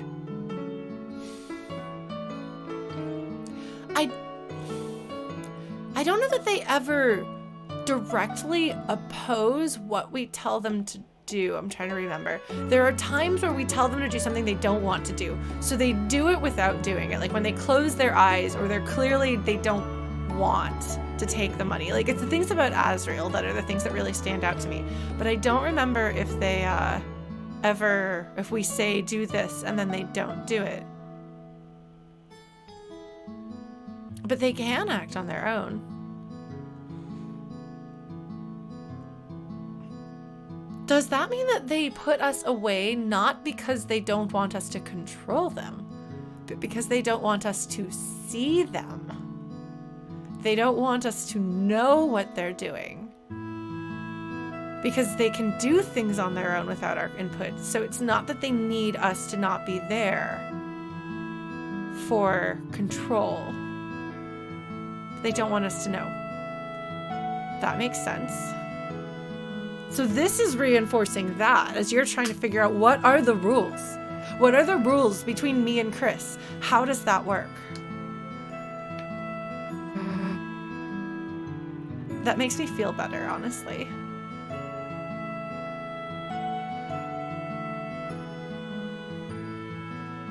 I don't know how much better though, because of the situation with after you fight Spamton and how shaken Kris is.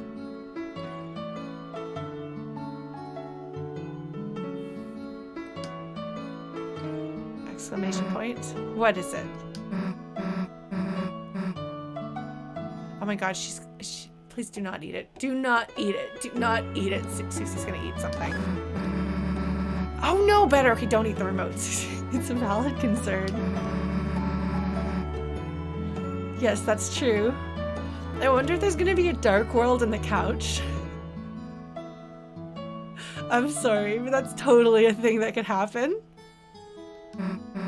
It's Dusty. When did you last use this thing? It's a good question. When Azrael was here last. Look at how cute. Oh my god. We're so wholesome. Okay. So Susie is definitely at least not on good terms with her parents because she pointedly was like, oh yeah, sure, I'll call them, and then didn't. Which is indicating that she is hiding whatever her situation is with her family and or her home. Like that is her covering for that. She didn't say like, oh, I don't need to call them or whatever. Blood Crushers 3 Hellbusters Invasion of the Cat Petters. Oh my god. She and Noelle are gonna watch all the scary movies. Look at how, I love how joyful she looks when she's happy like this. Like it makes me sad that there were probably long periods of her life that she just didn't feel this way and she didn't look this way. That's just so sad because she's so happy. I see the movies more your speed. Do you like scary movies or kids movies? She's laughing, but notice this isn't her like, like, she doesn't have like her teeth out. What? What? Is she thinking of Noelle? I hope so.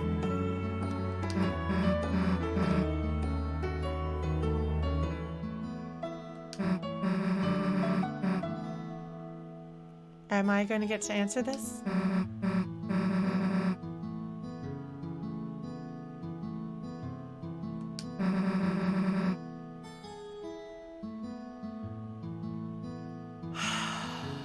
Susie, honey. Susie, honey, I understand that you want to do that, but that's going to be difficult. Does she not know? Does she not realize that the plane... Does she not get it? Kris gets it. Kris knows. Kris understands.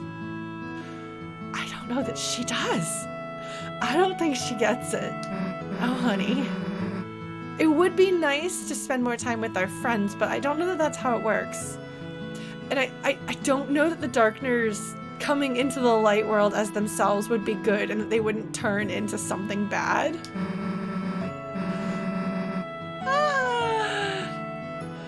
Notice that it's Lancer could live under your bed. Wouldn't it make more sense for Lancer to live under Susie's bed if she sleeps in her bed? Walk to school together. That's wholesome and sweet. I don't think that's possible. She just desperately wants friends. She loves this feeling of belonging and having people.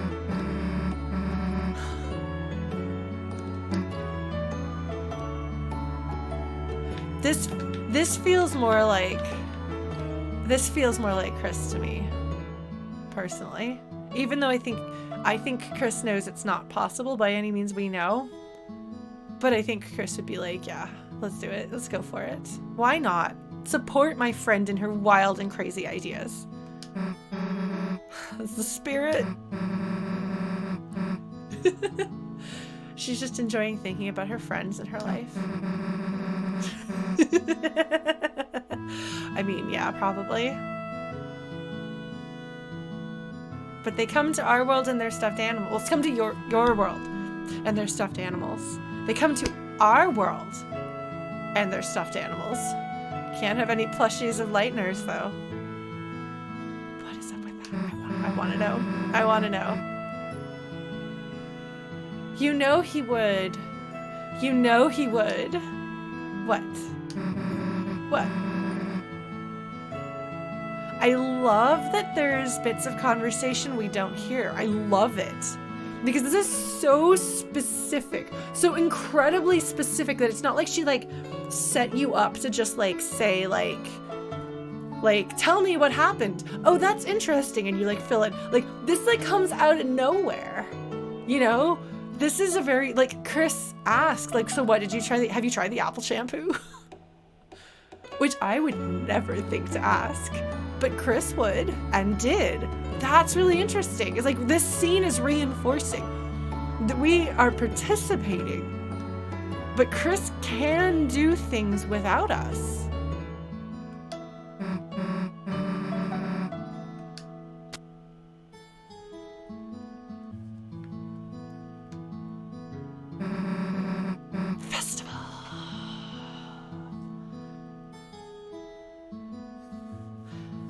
I hope I didn't like miss flavor text in the bathroom. That would be like, you looked at the bottle of shampoo. It's half empty. But Kris didn't look at that I saw. Who knows? Festival is coming up. I wonder if that's related to the dance. This could be a dance. A carnival.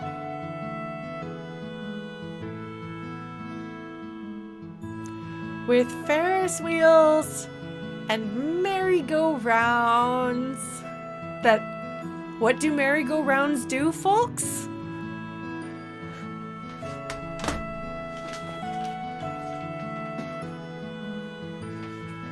That's my very cool person. Revolve. I'm sure that won't come up at all. But that's interesting if gerbil is optional.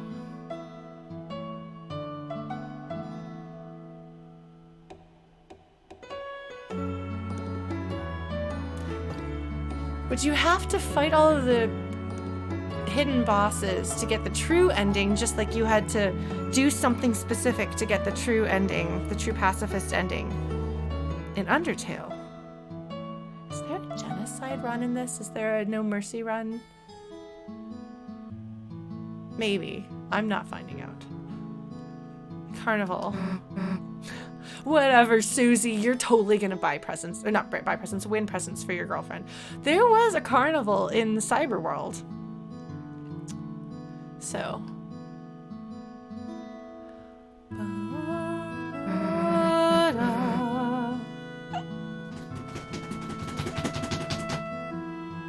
I'm sorry about my little shipping heart.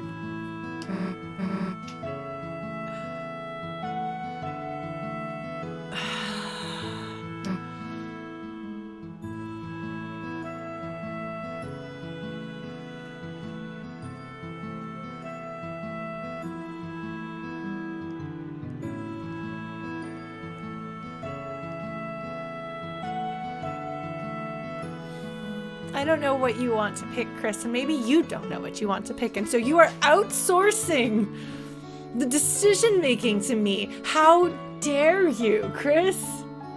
My one weakness. Well, one of my many weaknesses. Indecision. This is something we have in common, friend. I am inclined to either say you or ... I don't actually think these are the answers. I mean, in my mind, Kris is like, oh, these two disaster lesbians need to get together, and I'm gonna make that happen. As far as I know, Ralsei is reminiscent of their brother. Watch Asriel show up and not look anything like we expect him to, because we haven't seen him. So what if Ralsei looks like we think Asriel looks like, or would look like, a little older, and Asriel looks completely different?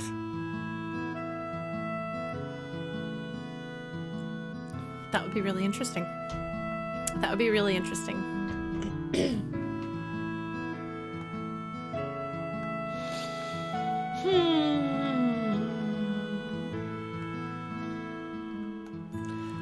5 minutes of content. Oh, Lauren. All right, let's see. You or ... Actually, you know who Kris would actually want to take to the carnival? Is Asriel. Followed by Susie. I think. I think that's what they would want. I bet they used to go to the carnival with him.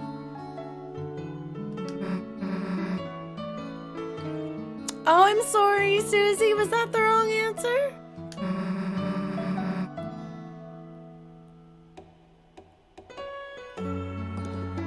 I don't know what I just did. Oh no! I did wrong. I picked a bad answer. There's a dragon. A purple dragon. If only we knew one of those.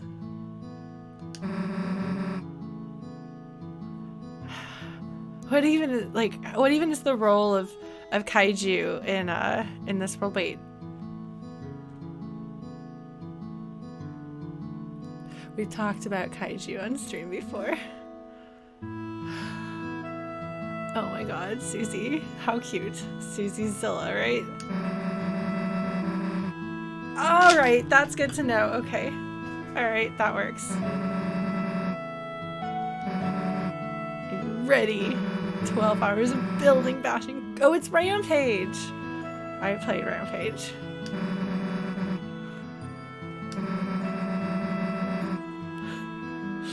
I'm sorry I picked the wrong answer, Susie. I didn't mean to crush your heart.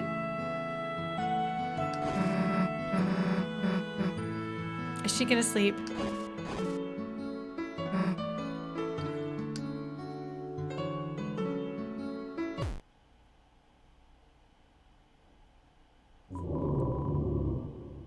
Oh my god, she's snoring.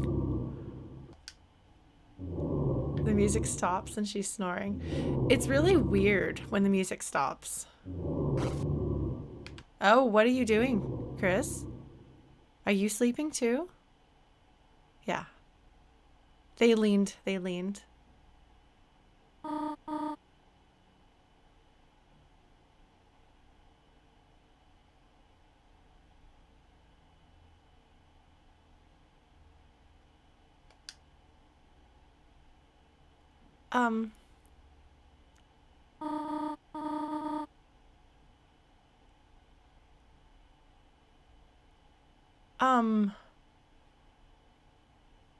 Toriel? That's your child? What did they do?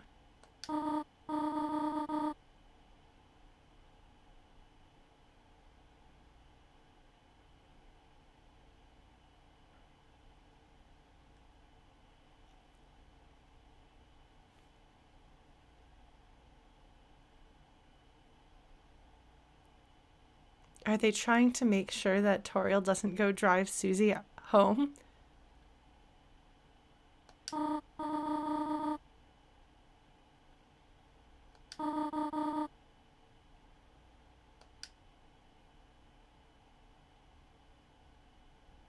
What were they up to?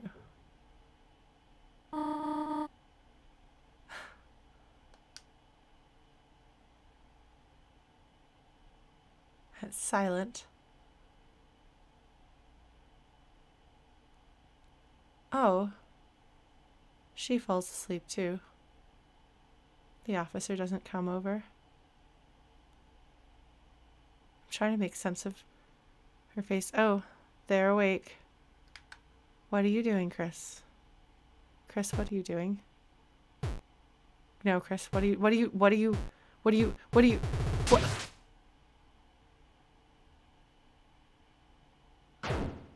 Putting it in the couch.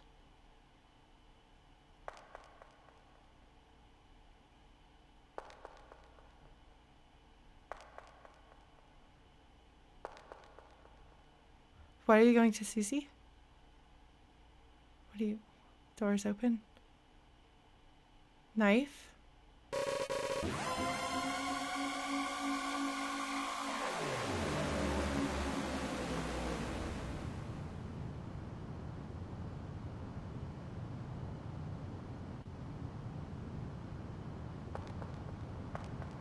Oh no! No, no, no, no, no!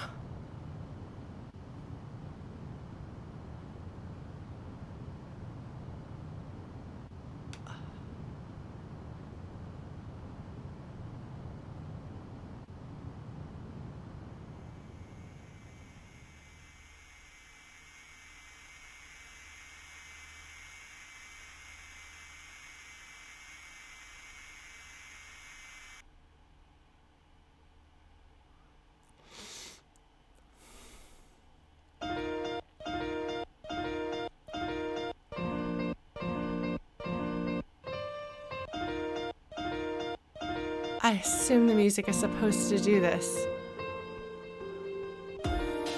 Okay, yeah. Singing this song.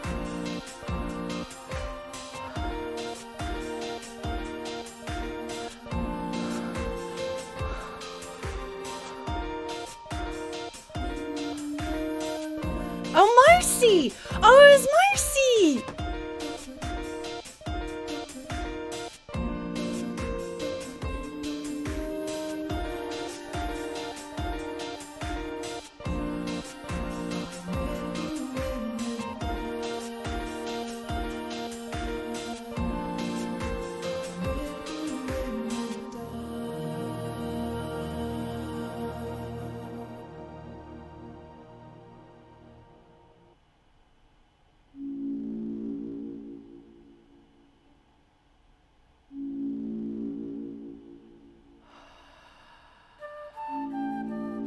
Oh, thank you for the gift subs, Pranic Lift. Thank you.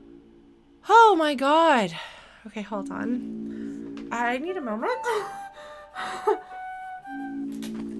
Okay, so a TV set with a smiley face looks familiar. Alright. Folks are redeeming hydrate. Hi. So, Alright, folks. I'm going to take a moment again of not looking at chat because I want to process this without being told that everyone else in the world thinks already, who's already had time to think about it. And I hope you'll be understanding of that. Because I know immediately everyone is going to start telling me their theories, even without telling me realizing that they're telling me their theories. And I love you all very much. And I really appreciate you being here on this journey with me. I do. I really do. But I would really like to take a moment to just sit with what happened and not be inundated with what everyone else on the internet has come up with. So please bear with me. Because that was a lot. That was a lot. All right. So please respect my wishes there. If you want to talk to people about your theories and your feelings and stuff, there are lots of places, but please let me have my moment, at least. I don't, if thank you. Yeah, Sub4, I'm really glad I didn't try to rush to the ending yesterday. My goodness. That was a very good. Thank you, Deltarune, for being inexplicably glitchy every time I close you. It's a real question whether you're going to open again. That was really 5 minutes. 5 minutes. 5 minutes?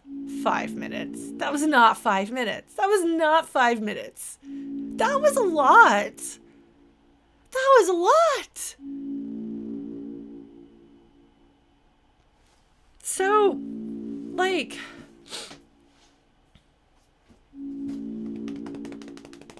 a mere 2 hours speed running. I think 5 minutes should be the next joke of how long it's going to take to beat something.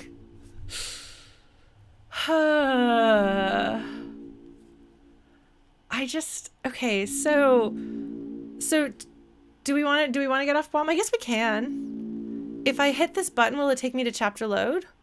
So we can listen to that song, Faint Light or whatever it's called?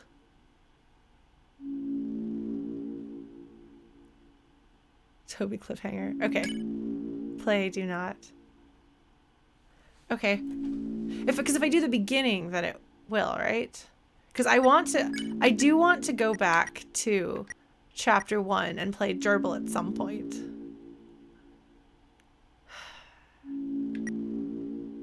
Like, what do I do here? Can I click on chapter 1 and it has the load option for my saves? Because if so, then I will go to load. Well, I guess we'll see. We can see. I can handle this. That's okay. Okay.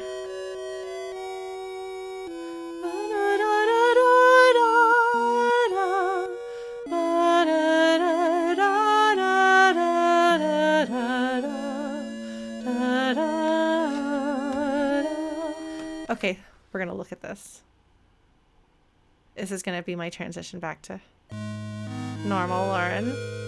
Let's talk about things. Light and dark have lived in balance, bringing peace to the world. I'm all about light and dark balance. This harmony were to shatter. A terrible calamity would occur. The sky will run black with terror. And there's the angel in the sky. Her heart pounding. The earth will draw her final breath.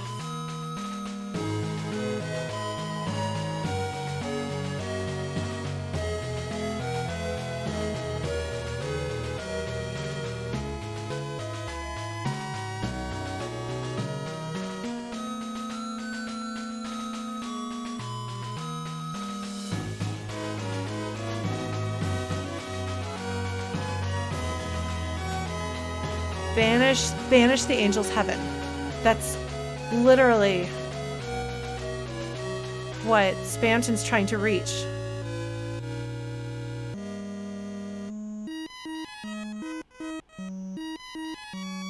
Sorry, folks. Actually, that gives this land form. Stands tall at the center of the kingdom. Sorry, this is actually really relevant. Another fountain has appeared on the horizon.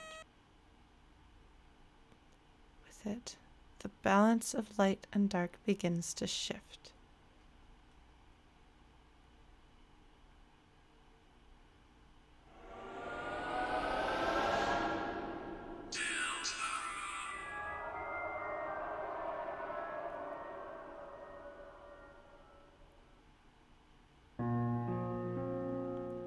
Oh.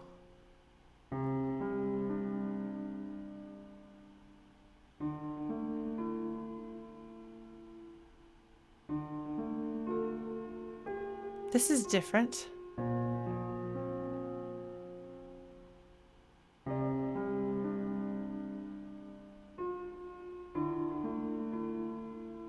Oh, wow.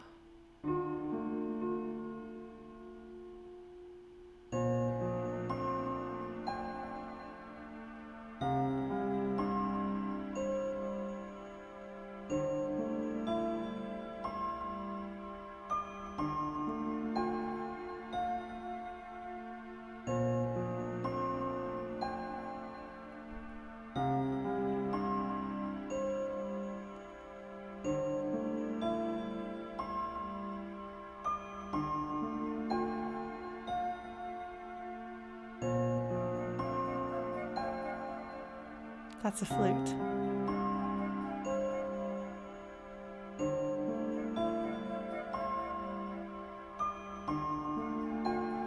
I'm sorry, I'm listening to this music. This is probably something to do with my saves getting messed up, yeah. But that's okay.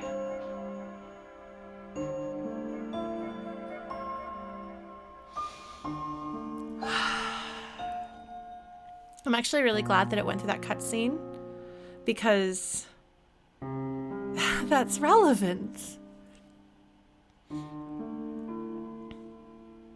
Oh, okay. Thank you, Justin.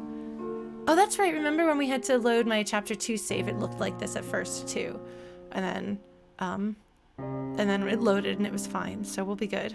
We'll be able to go and fight Gerbil another time. Okay, so been trying to figure out who or what the knight is.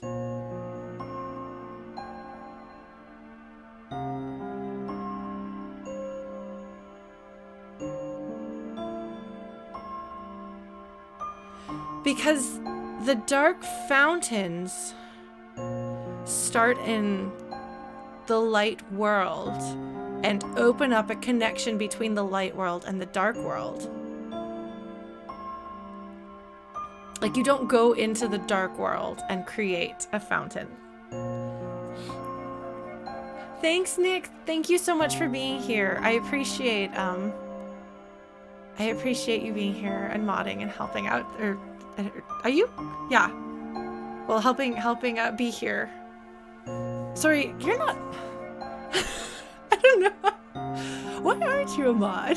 You're like very much a person in our community. I just forgot and assumed you were here as a mod. If you've been in this community for long enough and have been a pillar of the community for long enough, apparently my brain auto-completes you as having that role. Well, that's okay. In my heart, apparently you are. So congratulations. You've been knighted in my heart. Enjoy the rest of your day and have a good Thanksgiving. So like,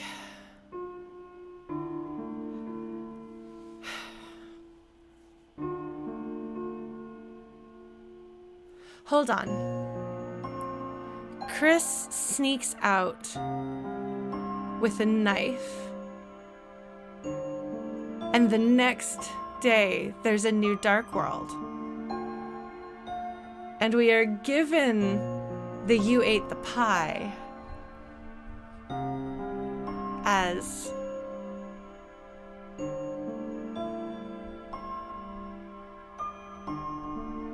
something to throw us off the trail, a red herring, if you will.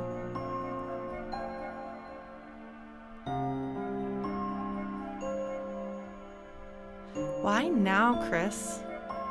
Your brother's about to come home.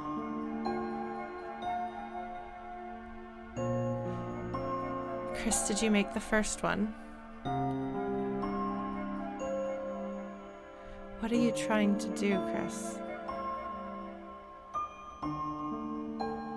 Yeah, like Kris ate the pie, like, but it's a red herring so that we think that that's the entirety of what happened. I guess maybe it's not fully a red herring, but it's triple fake out. Yeah, you think something terrible has happened, and then it turns out it was just a pie. But then it actually turns out it wasn't just the pie. But the pie throws you off the trail because you think you've gotten an answer. And I was like, how interesting. Toby Fox is probably going to do something with that at some point, but he's subverting our expectations. Actually, he's not. Yeah, well, like, Susie wants to go back to the dark world. I don't think Kris made the first one because Kris doesn't. I don't think Kris could have orchestrated us needing to go to that closet. And we learn how to make them. Queen learned by observing. So like, I'm sorry if this is really rude and not how most streamers do things. If most streamers are like, let's all talk about our different thoughts and ideas. But I don't have my thoughts and ideas yet. And I would really like to have an opportunity to make them if that's okay. And again, I'm really sorry if this is like unnecessarily harsh or unfun for you, but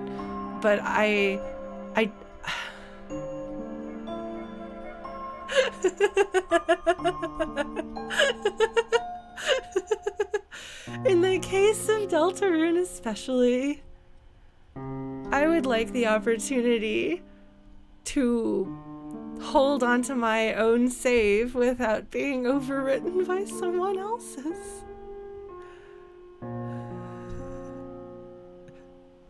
It seems very appropriate, doesn't it? Thematically relevant, perhaps. So, like,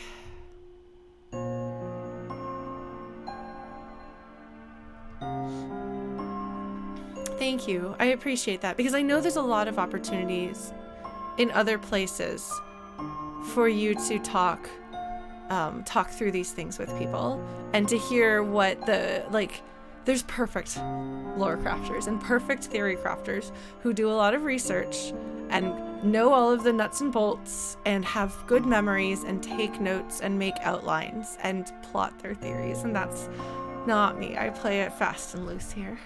So I will leave that to them, and I will leave the chats about things. Feel free to continue using the Undertale Deltarune channel on our Discord, even if people step outside of the spoiler chat. If we move on to other games, like, feel free to continue using the Underrune Delta Tale channel for this purpose. I will continue to leave it muted because I would love for folks to have that opportunity to have these conversations. But for me, I want to at least sit with it for a while. I'll let you folks know if I change my mind at some point, if I feel confident enough.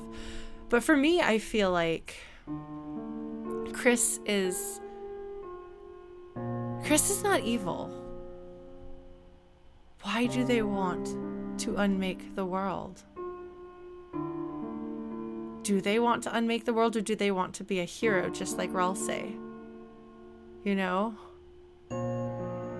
Susie genuinely just wants friends. She just wants people who care about her. That's all she wants. Like, yeah, being a hero is great and all, but really, when it comes down to it, she's not like, I want to go in there and save the world. Like, Ralsei is clearly very heavily invested in making this prophecy happen, and the way that he does it kind of feels like he's like, I'm gonna be a hero, I'm gonna be a hero, we're gonna be a hero, we're gonna save the world together. And it's possible that that's one of Kris's motivations too. But it's the angels' heaven specifically. And I don't know that the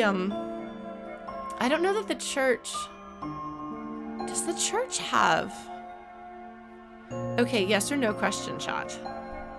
Have we in chapter 1 or chapter 2 received information, yes or no question, about the church relating to angel or heaven? I'm giving you permission, folks.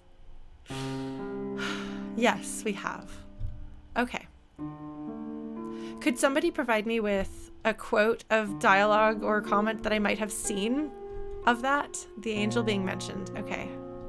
Because that seems familiar, and that's definitely the angel on the top of the church. Also, can I just say that the smiley face on the screen looks like part of Omega Flowey? I don't know if I said that, but it totally does. Like,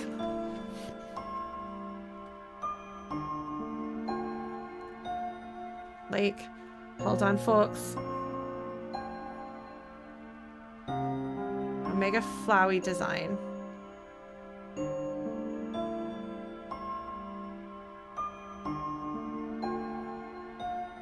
Okay.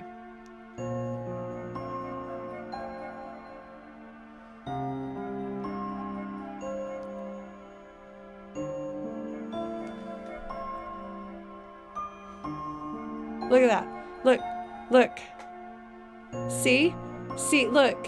It's not the same exact. But it is a TV with a creepy smile on it.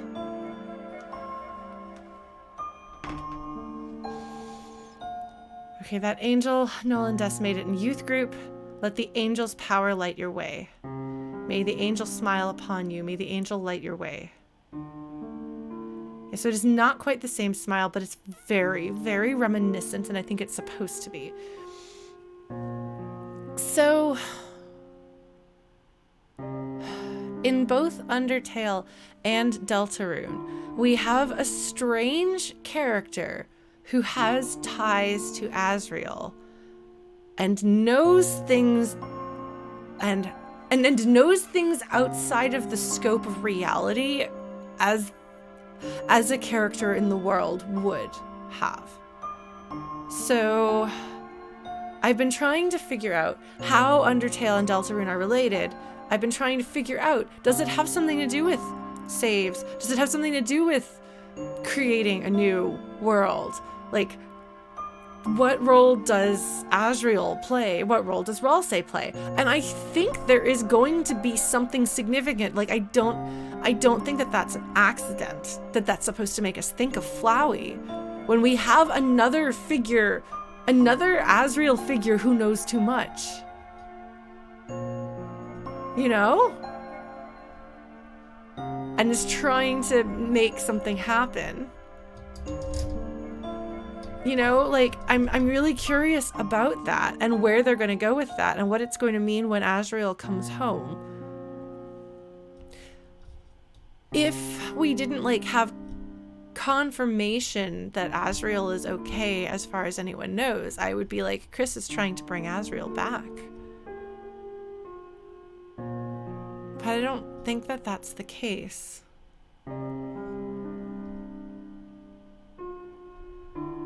I wonder, though, there's something significant about mail. Mail not coming. Gerson's fan mail doesn't come, and the internet went down. Now, we know that it's been a period of several weeks, I think, since that. And I wonder when the first Dark Fountain was created. If it was Kris, how did they find out about it?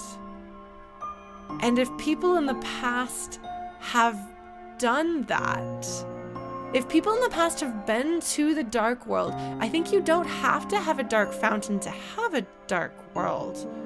Because there's not a Dark Fountain in Ralsei's Dark World, in that closet, specifically. I don't think there's a fountain there. I think the fountain was specifically in the card world. The game world, the toy world. I guess toy world. That's correct, right? We have not seen it. The Dark Fountain is not in Ralsei's kingdom, right? The Dark Fountain is in the next area over. Right?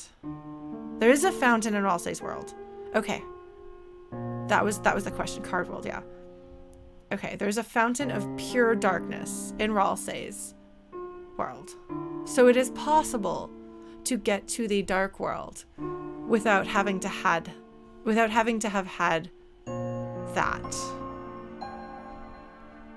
Okay. I was trying to figure that out because I thought the distant shot of the castle showed that, but then I was like, was that the card world fountain? No. So there's the one fountain, which is presumably, based on what we know, okay. Having more fountains is a problem. But if there's beings in the second, in the card world,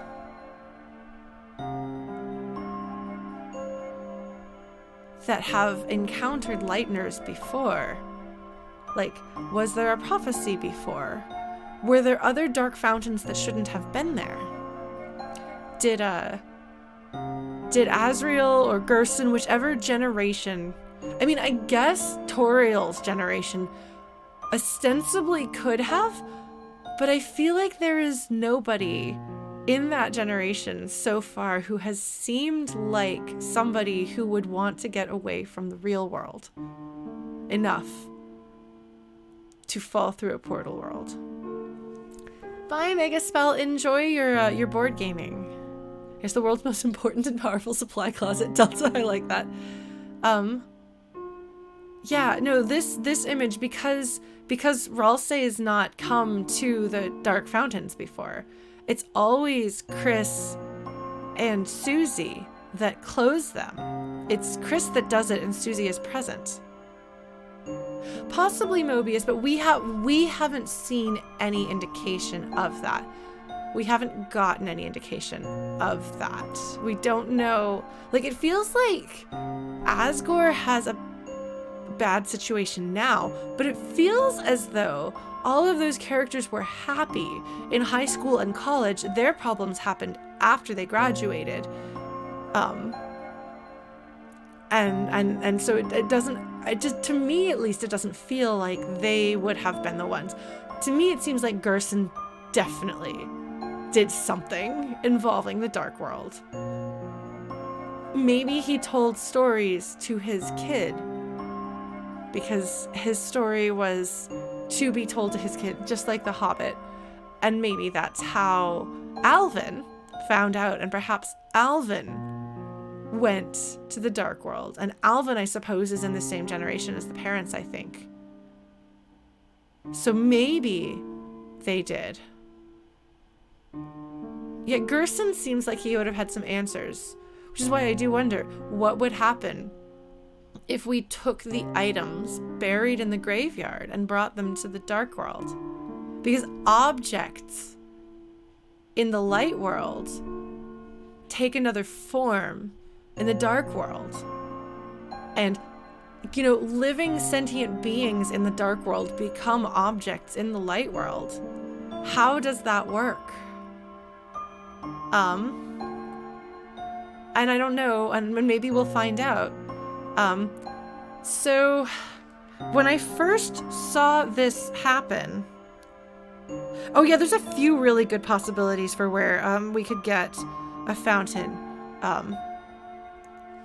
I thought the couch would be great. Looks like we're going into the couch land next. The church is a possibility. The graveyard is a possibility. The hospital is a possibility. So, what object would they use for the ritual if Rudy doesn't make it? And what kind of motivation to try to bring someone back?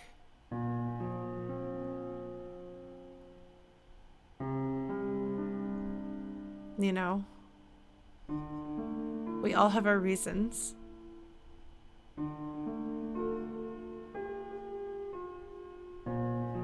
And I don't know if Toby Fox wants to go that dark, but he might.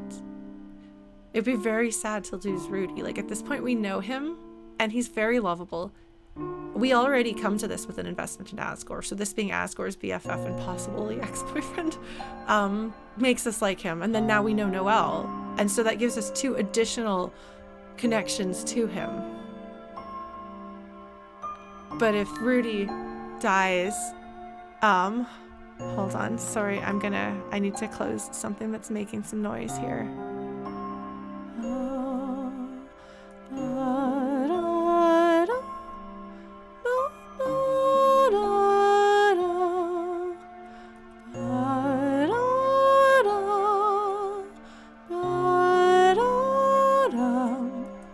And I don't know if Toby would go there. He might.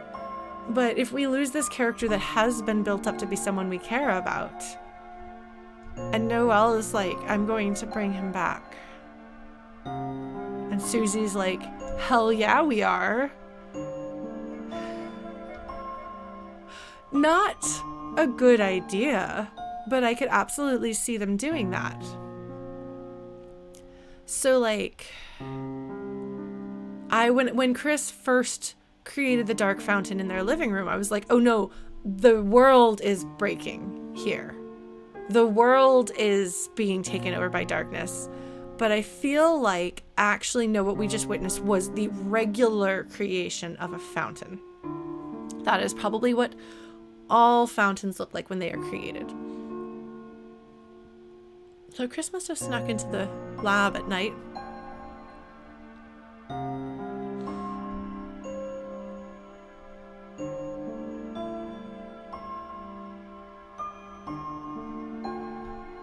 And then Noelle and Birdley went into the lab to work on something. They open the door and fall into the dark world, as we did. Okay, now that makes sense. That makes sense.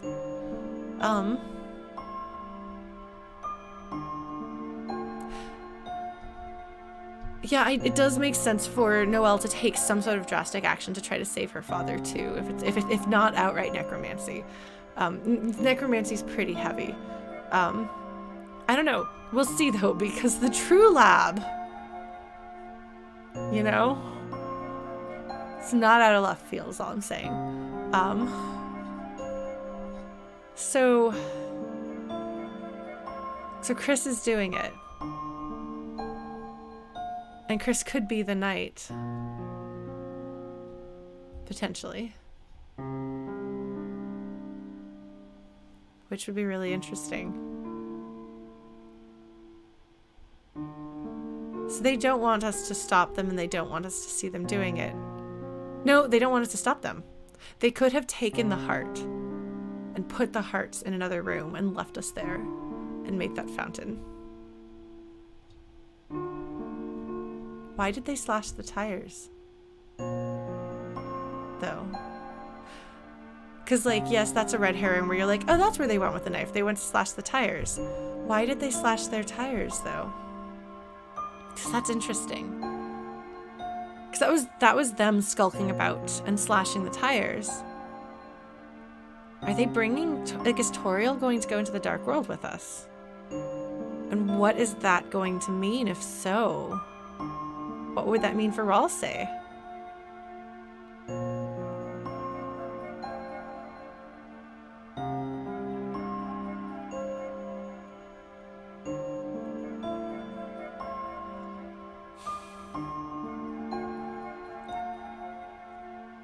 Because Queen was talking, yes. Family road trip, maybe. There is a delay between what, like, my stream and, like, what, like, things, the data leaving my computer and reaching you. Like, Twitch puts a small delay, but it should be a slight delay. Shouldn't be super bad. Yeah, it should be low latency mode should be on. I should have turned that on, so maybe you can change that on your end. But yeah, like, right now I don't know what Kris's motivation is, because I've been trying desperately to get to know Kris. I want to know Kris. But what if Kris is actually a destructive force in the world that we have to try to control? You know, like, what if Kris becomes some sort of an antagonist that has to be brought down by the heroes? You know, what if Kris is, I don't know if I talked about that as a possibility, but, like, what if Kris is the bad guy? What do we do then? We can't control them fully. Like, are they just a lost and sad kid trying to accomplish something? And if so, what are they trying to accomplish? How did they know about this? Did Asriel know about this? Like, I feel like we don't have quite enough pieces.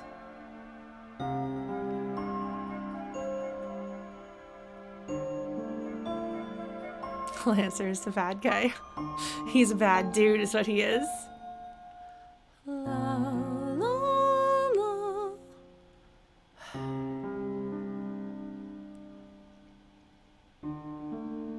Or is Kris trying to bring about the beginning of the end of the world so they can stop it? Are they trying to get back to something?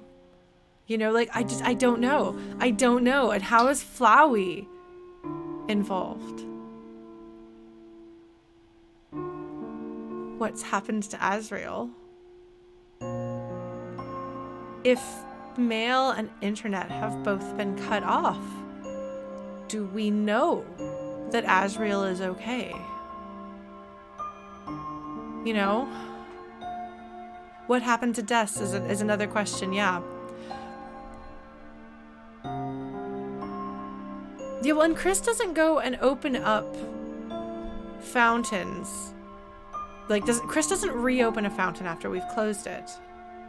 The Queen is trying to get Birdley to open a fountain for her, because she wants to come into the real world.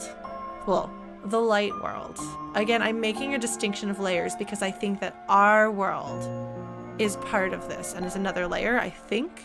The queen wants to take over the world so that everyone will be okay and people will stop being sad and hurting. Kris is sad and hurting, you know? We don't know the origins of all of their hurt, but, you know, speaking from experience, when your parents get divorced and your beloved sibling goes far away for school, that's a really difficult situation emotionally as a teenager who's already going through things. Staring, tapping to receive joy, staring, tapping to avoid pain. Toby Fox, have you actually tapped into magic? Are we going to heal the real world through this? Because we sure could use it. If somebody told you, given the state of the real world today, if someone told you that if you bring about the start of the apocalypse and you summon ultimate evil and then you defeat it with your friends, you could heal the world, would you do that? Given the state of the world now,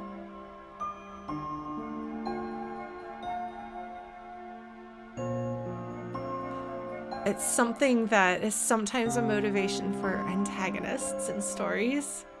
But given the state of the world today, I can understand that. You know? If you did the unspeakable prophecy to try to save the world and actually save the world, I could understand why a person would make that decision. And I'm not necessarily saying that I would, but I can understand how a person who did that would not consider themselves the antagonist of the story, especially if they're confident in their ability to take that out.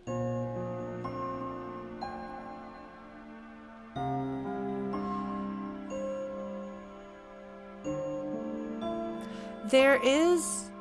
So the night... Oh, subforum. Yeah, I guess that's a way of doing it.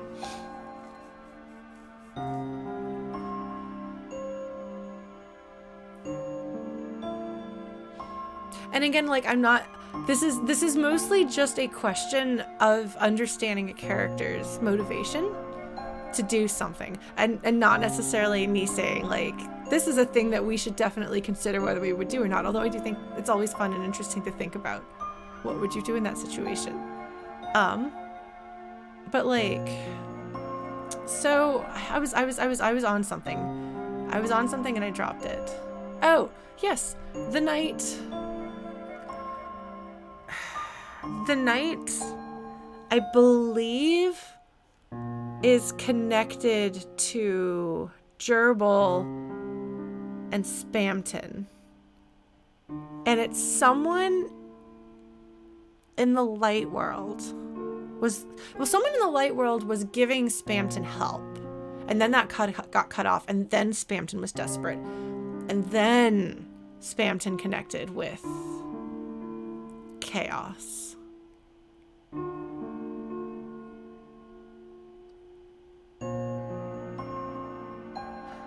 I'm just going to refer to that entity as Chaos for now. I don't know that we know that Chaos and the Night are one and the same.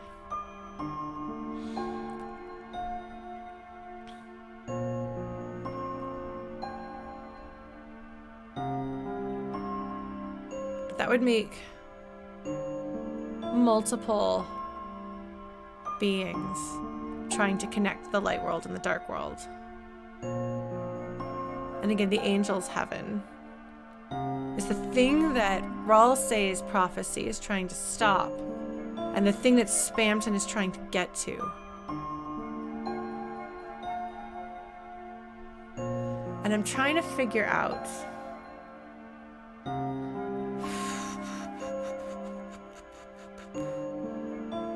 how that fits together.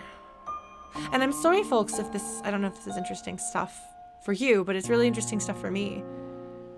Do we know if chaos... Yeah, well, it feels like the secret bosses are a desperate... And it's all desperate people. It's all desperate people. This is a story of a bunch of desperate people trying to find happiness in the way that they can. And I think that every secret boss is going to be some desperate figure in the dark world. I'm really curious who the dark world people are going to be in our house. Like, there's those figures, like the action figures on the window ledges, and there's a lot of stuff we can look at and interact with. I'm really curious what that's going to be. The remote controller boss, yeah. Like, are we going into the TV this time? You know? Oh, Cheryl will be something at least. Red Empress, that's really charming and delightful. Couch cushion shop, yeah. Like, there's a lot of possibilities. Like, are we staying in the living room? Are we going in the whole house? But it could be a TV world. Yeah, maybe we're going into the TV. Maybe it's through the remote. And that's why we see the smile on the television. Not that it's Flowey, although it makes us think of Flowey.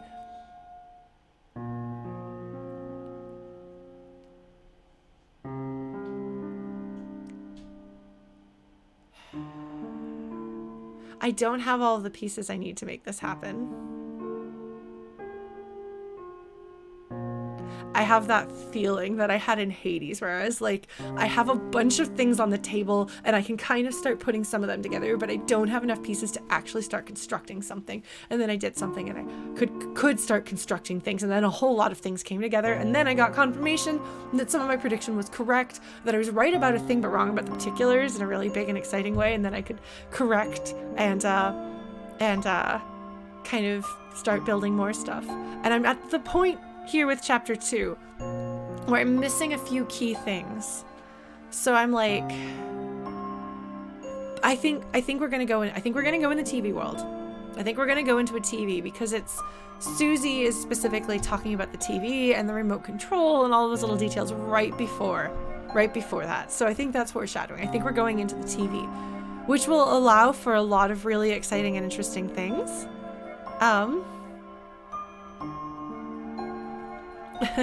Yeah, blue glass, right? Like, what is Kris's motivation? Has Kris opened up the other fountains? And if not, who did? Who or what is reaching the optional bosses? Spamton thinks with Kris's soul he can reach the angels' heaven. And we only see a soul in Kris, and we know from Undertale that souls are exclusive to humans. Like that kind of soul. That kind of soul. Angels' Kevin, haha. Like, monster souls are different. I believe they turn to dust when they die. But a human soul has determination. And so with determination, you can make that bridge and connect to the angels' heaven, which is what the prophecy is trying to stop. And also connected to the church in some way. And how is Ralsei connected to that? And how is Azrael connected to all of that? And I don't know. And we also don't know, like, we know there are other humans in the world because there's television shows about them. They seem rare. Or perhaps there's segregation between them. Yeah, no, there's a lot of pieces, a lot of interesting things going on. And a lot of things we don't know. And I can't put this together. What I'm trying to do is I'm trying to put some of my pieces that I have on the table in front of me and in front of you to be like, this is what I'm working with here. I'm not going to be able to put something together. I don't think I'm going to have like an epiphany and be like, oh, I think it's this. I think I'm going to have to think on it some. And I think, like, I know that people have talked a lot about, what's his name? Yeah, so there's one thing that this game has seemed to not have is the concept of boss monsters. The king and queen being boss monsters and the rules being different for them.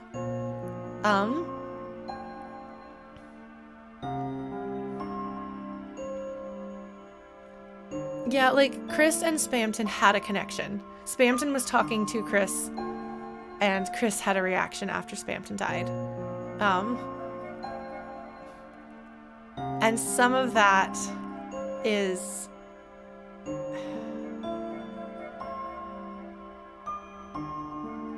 some of the flavor text in that fight seems like it has to do with our world.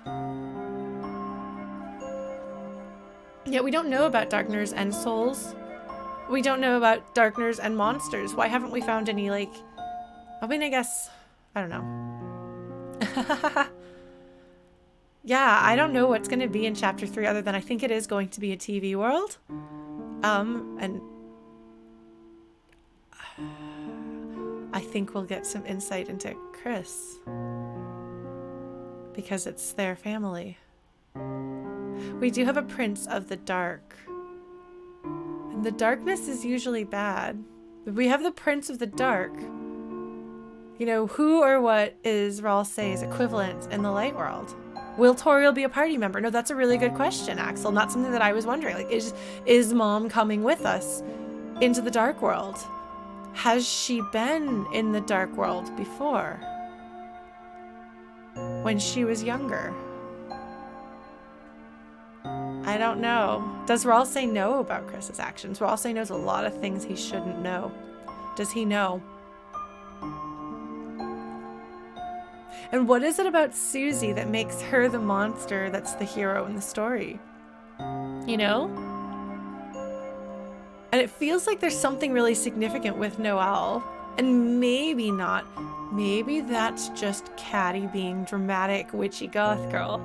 But I think there's something there. I think Toby does sort of kind of a gotcha where he's like, it's really mundane and ordinary. Is it really? So I feel like that's, I don't know. There's good stuff there. There's good stuff. And we don't have the pieces to know. We're still so early. Yeah, like, will Toriel, like, does Ralsei look like Asriel? I don't know. I feel like if he did, Noelle would have said something. You know? Noelle would have said something. So I wonder if actually Asriel and Ralsei don't look alike. I mean, he'll look older, yes. Does she say he looks familiar?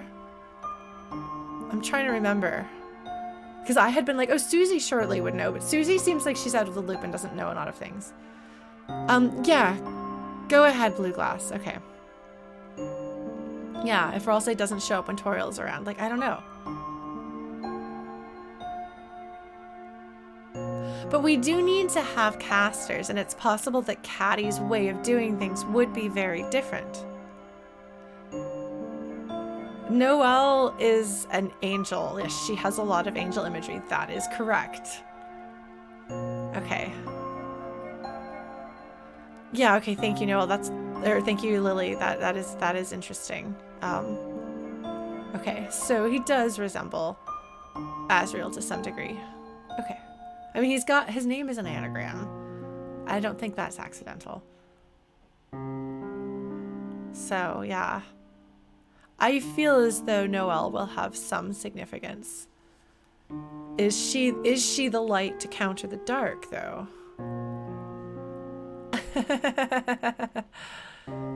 Emma, are you talking about the hyper god of death?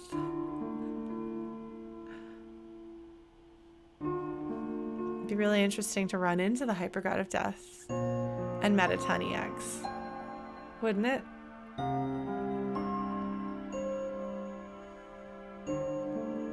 Yeah, I don't know. Like, again, like, Toby Fox has been very careful in the information we have and don't have. And I know that people have a lot of theories about Gaster from Undertale, or at least the character that people have concluded may be Gaster. The song that might be Gaster's. There's a lot of speculation involved with that, and I think not a lot of confirmation. So I don't know. Like, I believe that a lot of what we know about Gaster, as I understand it, is people taking pieces of things there and constructing something, and now they are, in true mini-golf fashion, building Deltarune theories off of their unconfirmed Undertale theory. Yeah, it's good stuff. And I'm trying to think, like, if there's anything else that I really want to go over here. And I'm sorry, like, I feel like Gerson is going to be significant. The angel and the church are going to be significant. Azrael is not going to come until the very end, presumably. So I know that Fanon has Gaster as the first royal scientist. And he accidentally basically messes up space-time and erases himself, including other people remembering him. Except for some reason, Sans has some sort of attunement to something. And there is a machine of some sort.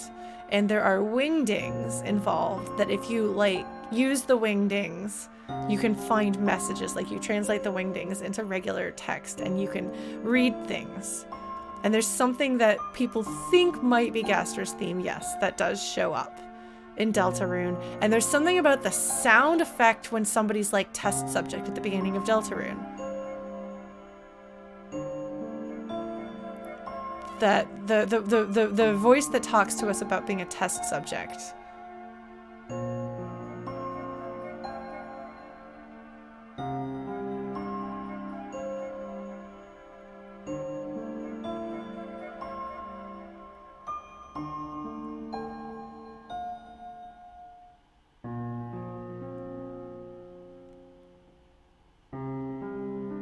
Well, if I'm mini golfing with Fanon that isn't even my Fanon, that I have on shaky ground with, but that's never stopped me before.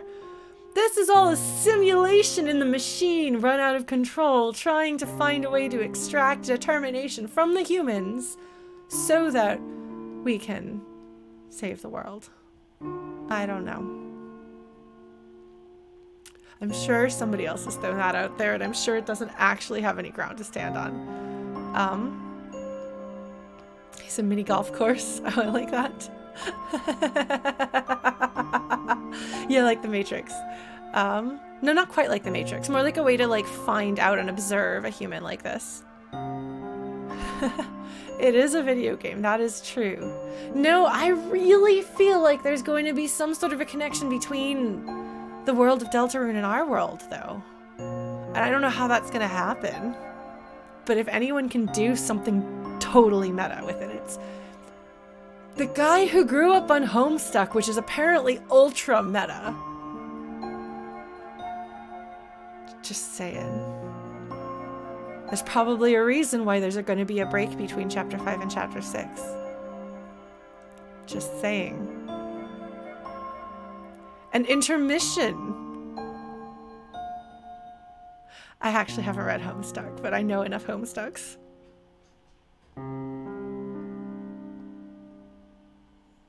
And yes, the Mother series does bring you, the player, into it in an interesting way. Mother 3 in particular, the ending of Mother 3 is very interesting in that regard. Oh my god, Zulily. Oh my god. A ton of meta. A meta ton. Yeah, no, Mobius, that makes sense.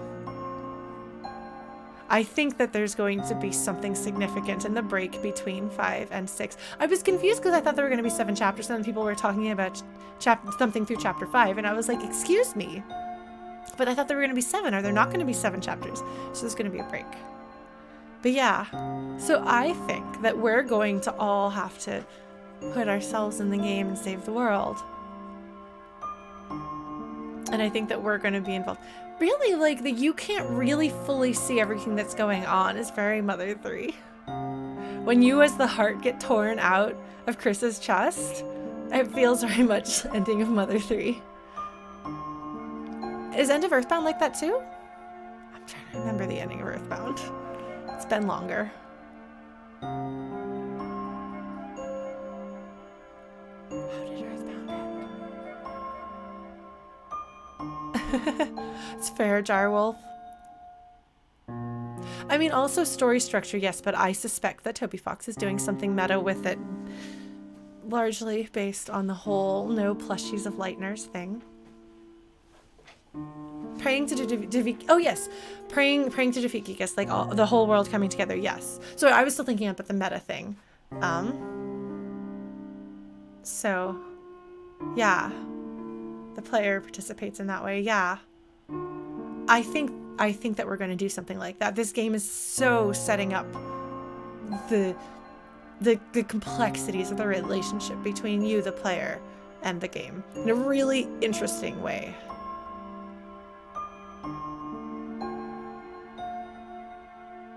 Yeah, I'm really excited about that. I'm really curious to see, like, are we going to get an ARG? I don't know that we're going to get an ARG, but I think we're going to get something, and I think it's going to be fascinating. And if there's anyone I trust to do that, it is Toby Fox. He gets to use the whole world as his playground now for storytelling. What an incredible power to have.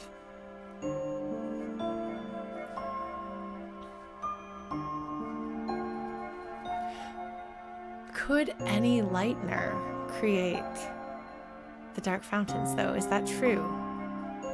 Because if so, does that mean that the determination is necessary to destroy them, but not create them? Or do all Lightners have determination? And we only see Kris's because we are Kris's, in a way. The other characters don't seem to have souls in the same way. I don't know. Yeah, Squeezegar probably won't take this long when we've got the full thing. I'll probably go a bit faster, more my usual pace. This turned out accidentally to be the way it is. But we'll see. Maybe it'll just be the year of Toby Fox for Lauren. We'll see. I have no idea. We'll see what my life is like then. We'll see how much I still stream then. If I stream more or I stream less or what. Yeah, I don't know. I don't think I have these pieces, and a lot of them I don't think we have. Yet Queen thinks we can. Birdley is going to. We don't know if that's true or not. You know? We don't know for sure if that's true.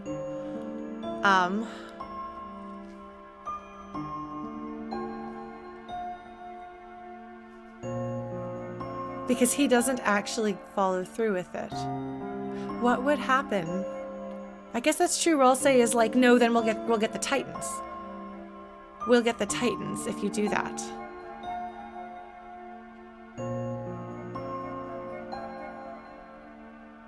Which, like, what are the Titans? The Titans are Darkners brought into the light world and becoming terrifying. It's the Darkners coming to the light world in ways that Darkners are not supposed to come to the light world, would be my guess. Just a thought. Just a thought.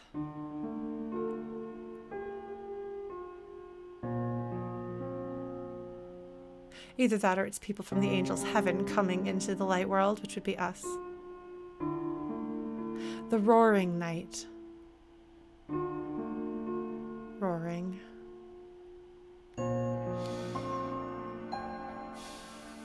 Yes, too much escapism can destroy the world, but not enough can as well. Roaring is such a strange word.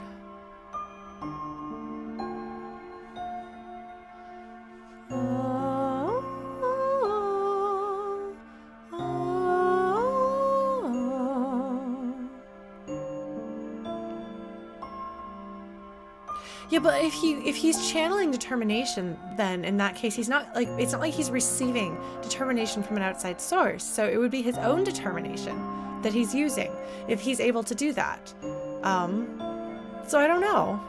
Maybe all creatures in the light world, maybe all lighteners have determination. I don't know. The Titans look like they've got save points inside of them. Kinda. They have that little like diamond shape in them, don't they? I think they do. That's the thing I noticed. I was trying to figure out. I don't know that I thought that one of them looked like Asgore. I was trying to figure out what they looked like, and none of them looked like. But the diamond in them looked like something, and I think it looked like a save point. I don't know. Because of course, save points have to be significant. A certain power. Do you get determination from a save point? I don't know. Who knows? Who knows? We don't know.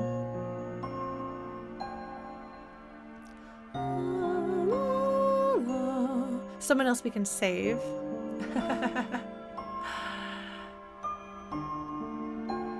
Yes. Queen was convinced Noelle could do it. Yeah. The eyes that you find in that weird limbo before Ralsei's castle.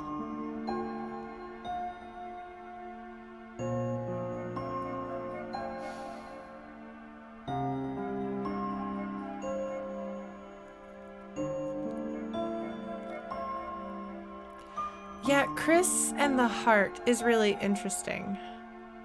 Like, do they live without it? Will they die if they go for too long without it? Have they always had it their whole life? You know? I don't know.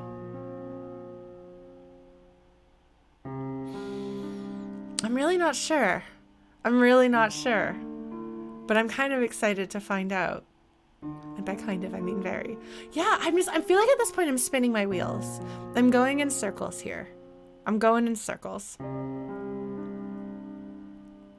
And I don't know, one of the biggest things is that I don't know how to feel about Kris. And I don't know how to feel about my relationship with Kris. I don't know, like, I like Kris. I feel for Kris. I feel sympathy for Kris. This poor lost child.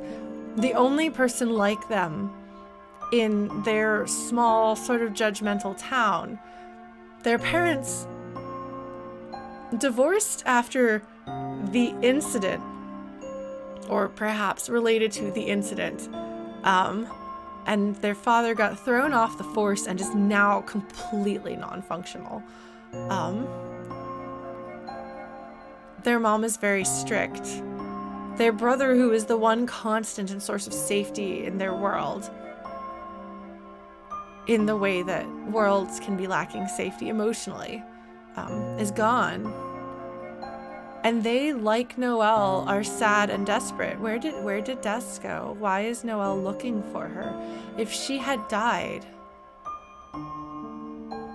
then Noelle wouldn't be searching for her in the same way. Des is gone.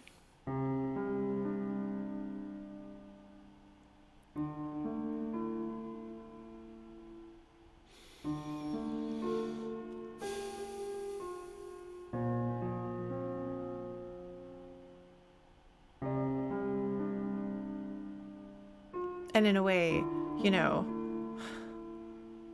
Azrael's gone too, kind of.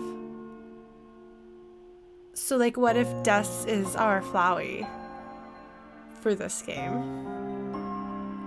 There's some mini golfing. There's a... I have no idea.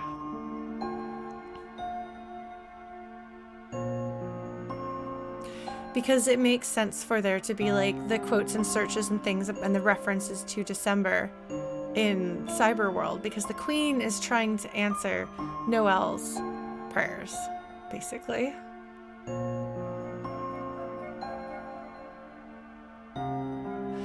But the first world seems like it's trying to address Susie's needs. And The second world seems like it's trying to address Noelle's needs. Is Kris like, it's time for mine? If they haven't opened, if they didn't open the other portals, I don't know. Yeah, no, like, it's clear the situation with Lancer and his dad is for Susie, just like the queen is for Noelle, even though, like, clearly the king and the queen have history, which implies that the queen was involved with what the king was involved with in the past. In other words, like the previous adventuring party, which has to do with Sham. Sham is not convinced the world's going to make it. Sham is really not convinced the world is going to make it. And we will be having tea at the end of the world. That's kind of what Sham thinks is going to happen. And some of it has to do with the chaos figure. I think I'm going to have more thoughts if I can manage to beat Gerbil. So I'll have to figure that out.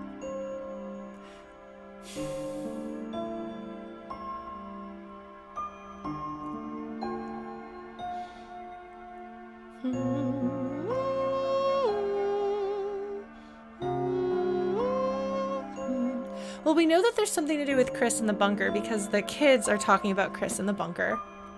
Like, what happened to Kris in the bunker? Like, did Kris get injured there and the determination, the heart got inside them there? I don't know. I don't know. And we don't have the pieces, and probably there's things that my brain is not giving me that would help. I think I might have hit my limit as far as what I can come up with here and now. You know? It's gonna be a later stream thing. I'm probably gonna try to either meet up with a friend or try to stay on top of some things I'm supposed to finish today. So I'm gonna fight Gerbil. I'll come back and fight Gerbil. The woods behind the graveyard, yeah, which is not the direction of the bunker, okay. But we do know that the Kris has had some sort of an encounter with the bunker. And again, like, that scene seems like the point of that scene is to develop the relationship between Kris and Susie and to show Susie's affection for Kris. But it also shares information about the bunker, which is important too. So, yeah. I don't know. I bet I'm going to turn this off and I'm going to have some thoughts and then, like, yell about them. But I think I need to take, if the bunker is the final dark world, yeah, I don't know. I think we're going to open that door. For some reason, that bunker makes me think of coming out from the underworld in Undertale, and always has.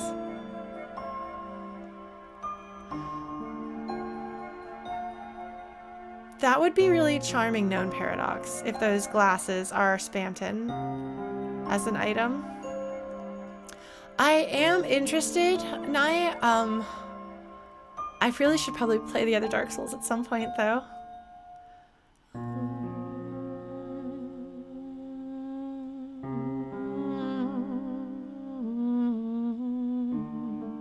Okay, well, I'm glad to know other people think that about the bunker. There's a machine in there, and I think the underground. I don't know that I think that's going to be a dark world. I think it's going to be something else. I think that's going to come in Chapter 6 and Chapter 7, when we are no longer following the pattern of dark worlds. I agree with Axel. I think there's going to be a shift, introducing meta elements as well, but also I think that there is going to be that narrative shift as well. So we'll see. The final world will eat Tummy's egg. Maybe so. Maybe so.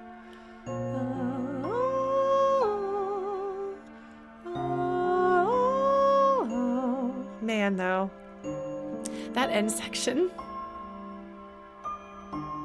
That end section. Fantasia, yeah, you step into Fantastica yourselves. Yes, what's going to happen is I'm going to be streaming Chapter 7 and suddenly Lauren will stop holding the controller and you'll see her in the game. Amazing. Amazing. If this were a story, that is what would happen. How interesting would that be, though, for an update of the Neverending Story to have a streamer bringing the audience into the game with them? Oh, don't worry, Itsina. I am a...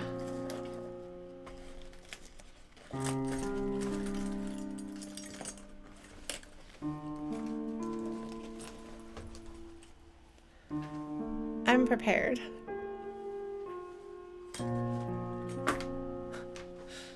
Maybe I should write that. They say write what you know.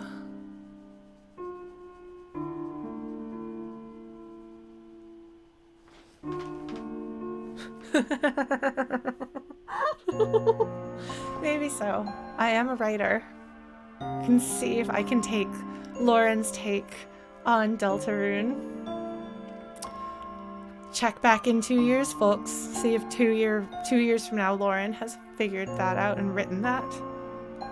That might be a fun project. If I wrote a story that had to do with streaming and meta stuff and things like that. Maybe I'll figure that out. Maybe so, Known Paradox. Fight you IRL. Put up your dukes. Yeah, I don't know. I think that I have hit the limit of what I know and what I can talk about. I will be listening to covers of music from this game now.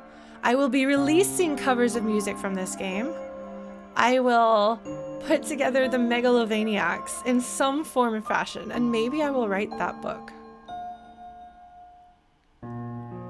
Its name should be an anagram of Undertale. Is that illegal?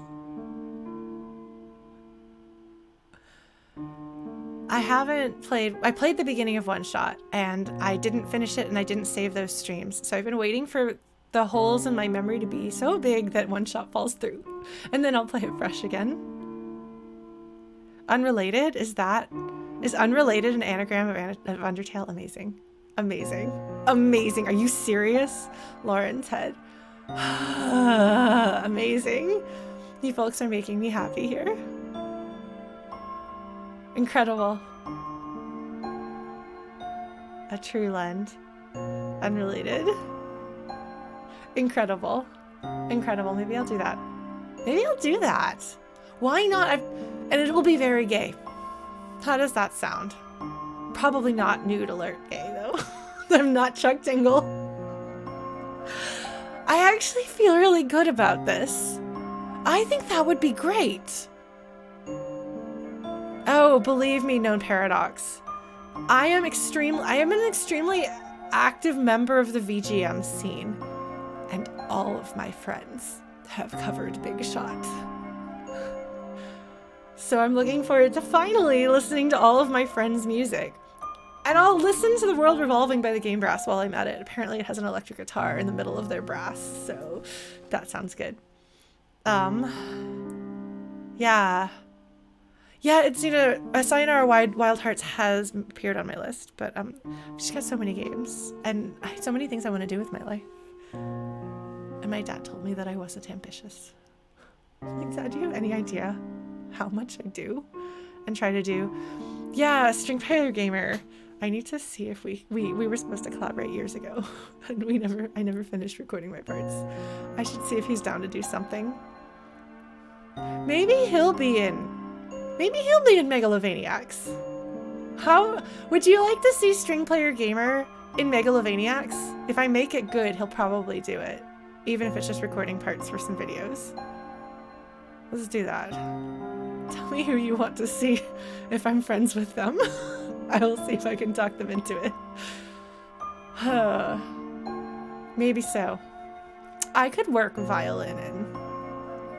I could absolutely do that. Okay.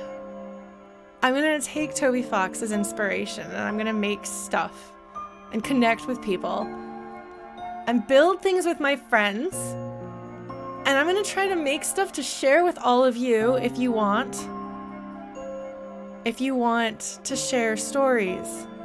And if you make art like this stuff, like, let me know about it. Please. Let's make the stories that we want to exist in the world. Let's take Toby Fox as inspiration the way he's taken other things we love as inspiration. Let's do great things. Messy things, imperfect things, as flawed as my memory and my understanding of video games, but you can still have a great time. Let's do that. I don't know about fighting gerbil. I don't know when that's going to happen. Actually, maybe that can be. So the thing is, I'm gonna be going to Texas for the last 2 weeks of December and the first 2 weeks of January, ish. And so I will not be bringing my PS4 probably. So I'll probably not be doing a lot of my regular streams. But I could be like, special event. We're gonna spend some time fighting gerbil to keep some streams going. That'd probably be like during my like regular stream hours, but we'll see. I'll keep folks posted. My family is sometimes a little grumpy about me streaming. So it'd probably be evening time while my mom's teaching, but we'll see. Yeah, maybe we'll do that. Anyway, yeah, thank you so much for being here with me, folks. For those of you who've stuck around for my big long ramble after the fact, it's possible by the time we come back to fight gerbil that I'll have ruminated and I'll have some more thoughts and theorizing and stuff. So thank you so much. I feel like at this point the folks who are sticking around are largely the folks who've been with me this whole time. So thank you so much for all of your hours put into me doing this. Mr. Lambda, thank you. I'm really glad that this wasn't just a 5-minute stream at the end of yesterday. I'm really glad to have taken this time. Red Empress, I'm so glad you're here. Yeah, so I do want to, before we shut down, and I'll let you know when I shut down, because I do want to like just take some time to talk to all of you folks, a little bit separate from Deltarune. But in the same thing, like, for those of you who've been here with me from the beginning, and Chrono's not here, but he is my longest viewer. But for everybody who's been here for a long time, or who comes all the time regularly to all of my streams and has been with me kind of through thick and thin in these really hard years of my life when my streaming was inconsistent and I would just break down crying and cancel things last minute because I was in some ways going through my own emotional hell. Like, for those of you who are still here with me now, thank you so much. I hope that you have seen growth in this and in me, and I hope you've seen growth in your own life and your own selves too. And I hope that, I don't know, I hope it's been worth it. And for those of you who found me for the first time here, like, thank you for stumbling in and sticking around for this totally weird stranger who talks more than any human should be allowed to talk and takes so much longer to play a video game than anyone else on the planet. Seriously, if you know somebody else who can beat me on this, like, I want to know them. We will be friends and or nemesis. Thank you. Like, there's a bunch of names talking to me in chat here that I feel like I didn't really know you. I hadn't maybe heard your names until I started playing Deltarune. But it's been really wonderful having you here and getting to know all of you.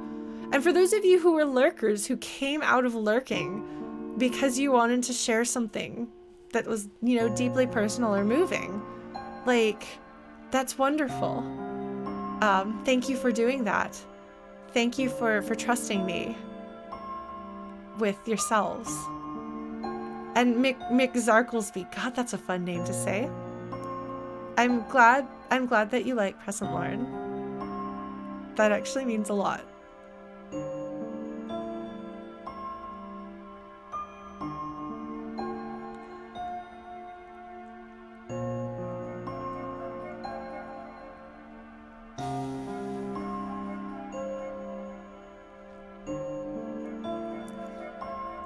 You know, I'm trying really hard to do good for the world and be as good for myself too as I can be. And you kind of always wonder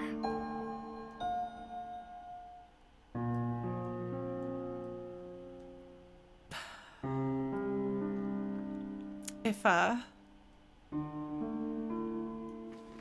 God, what were the words? Hold on just a sec.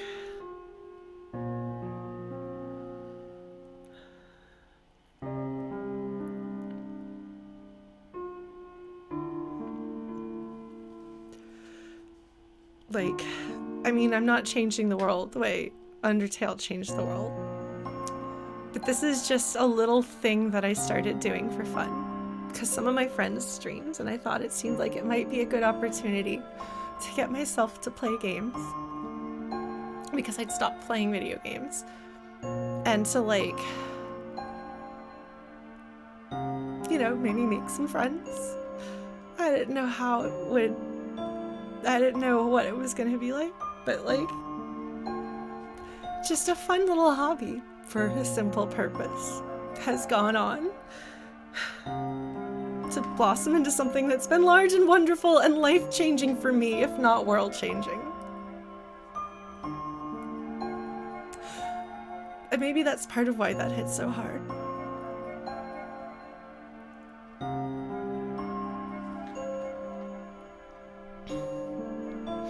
But also knowing that the Undertale streams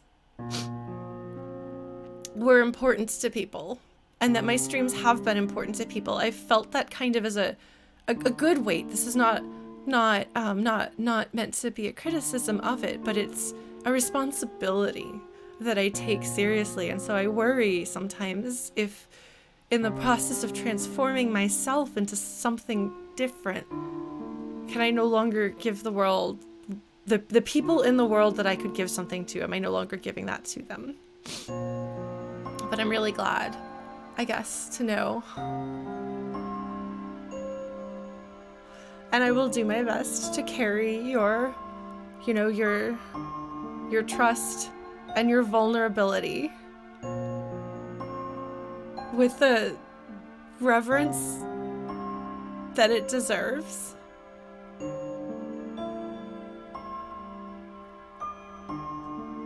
So thank you for letting me be part of your lives. Even in the small way of watching a few hours here and there as I play through a video game. Yeah. No. I look at her and sometimes I do miss her. She seems like she was very sweet, but she was also very sad. She had a very dark and cold hole inside of her. And she tried to make it not hurt by making other people not hurt, because she couldn't stop hurting. But if she made other people hurt less, that kind of made, like, she could feel their pain go away, and that felt good.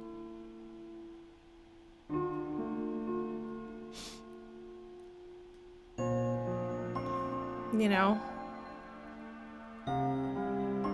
And I'd rather have, you know, my own heart instead of an empty spot inside. And I'd rather that generate its own warmth and healing and let that spill out to other people. It doesn't heal people the way I might have tried to in the past in the same way, but I think maybe it's more sustainable for me and for them. Thanks, Rexy. Thank you, all of you. I think I missed somebody who said you unlurked to talk about these things. Like Ian D. Lumps, like, thank you so much for, like, recognizing that funny and powerful and beautiful and talking about things like mental illness are really important to me. Like, that's what I want to give. Like, thank you for seeing that in me and my channel, you know? Just thank you, all of you, for being here and for this. I don't know what the future is going to hold for any of us. I don't know what the future is going to hold for the world. Like, I wish we could heal it. But yeah, thank you. Sincerely, thank you. Jaywins, I believe I've heard your name before, friend, so you must not have been a complete and utter lurker. But thank you for being here too. All of you, and those of you who are lurkers who don't want to unlurk, thank you. I mean it, you don't have to unlurk, but I see you and I value you. And I'm glad to have been a part of your lives too. Yeah.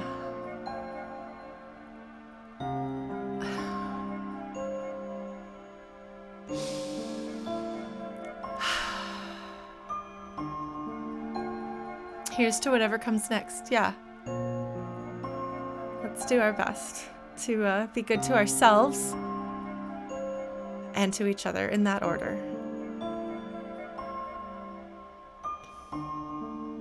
Show yourselves the kindness you show everyone else. I mean it.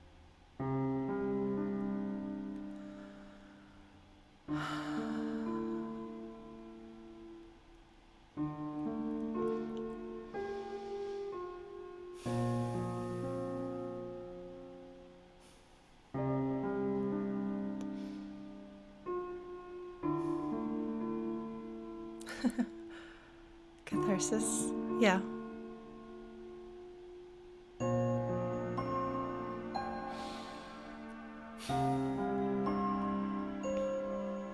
Fortunately, it's not goodbye. we have some gerbil to fight and some theorizing to dump, because if you don't think I'm going to be like, hey chat, I've been thinking about this thing over the past few weeks and let's talk about that and then go fight gerbil, we'll do that. Yeah. Let's just see you next time. And there's more Deltarune coming too. May it find us our happier, healthier selves in whatever the next stage of life holds for us. Maybe so, Red Empress.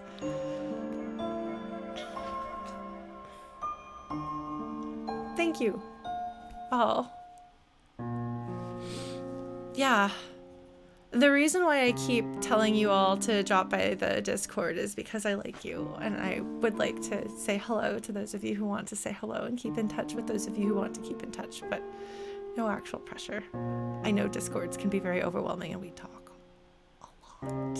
Shockingly. If you're like, why are there so many channels on this server? You have heard the number of words that come out of this mouth. I can type 100 and something words per minute. And you tend to build a community that takes on certain attributes of your own, I think. So, don't feel overwhelmed. Try not to. We're nice, I promise. But yeah, I guess I should probably shut down. Got some things I should probably take care of. I've got a...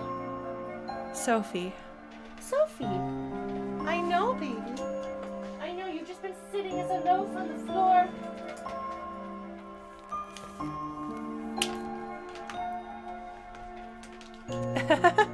That's okay, Dragon Imps. Well, if you want, I can always recommend a couple of channels if you want to mute the rest and hang out.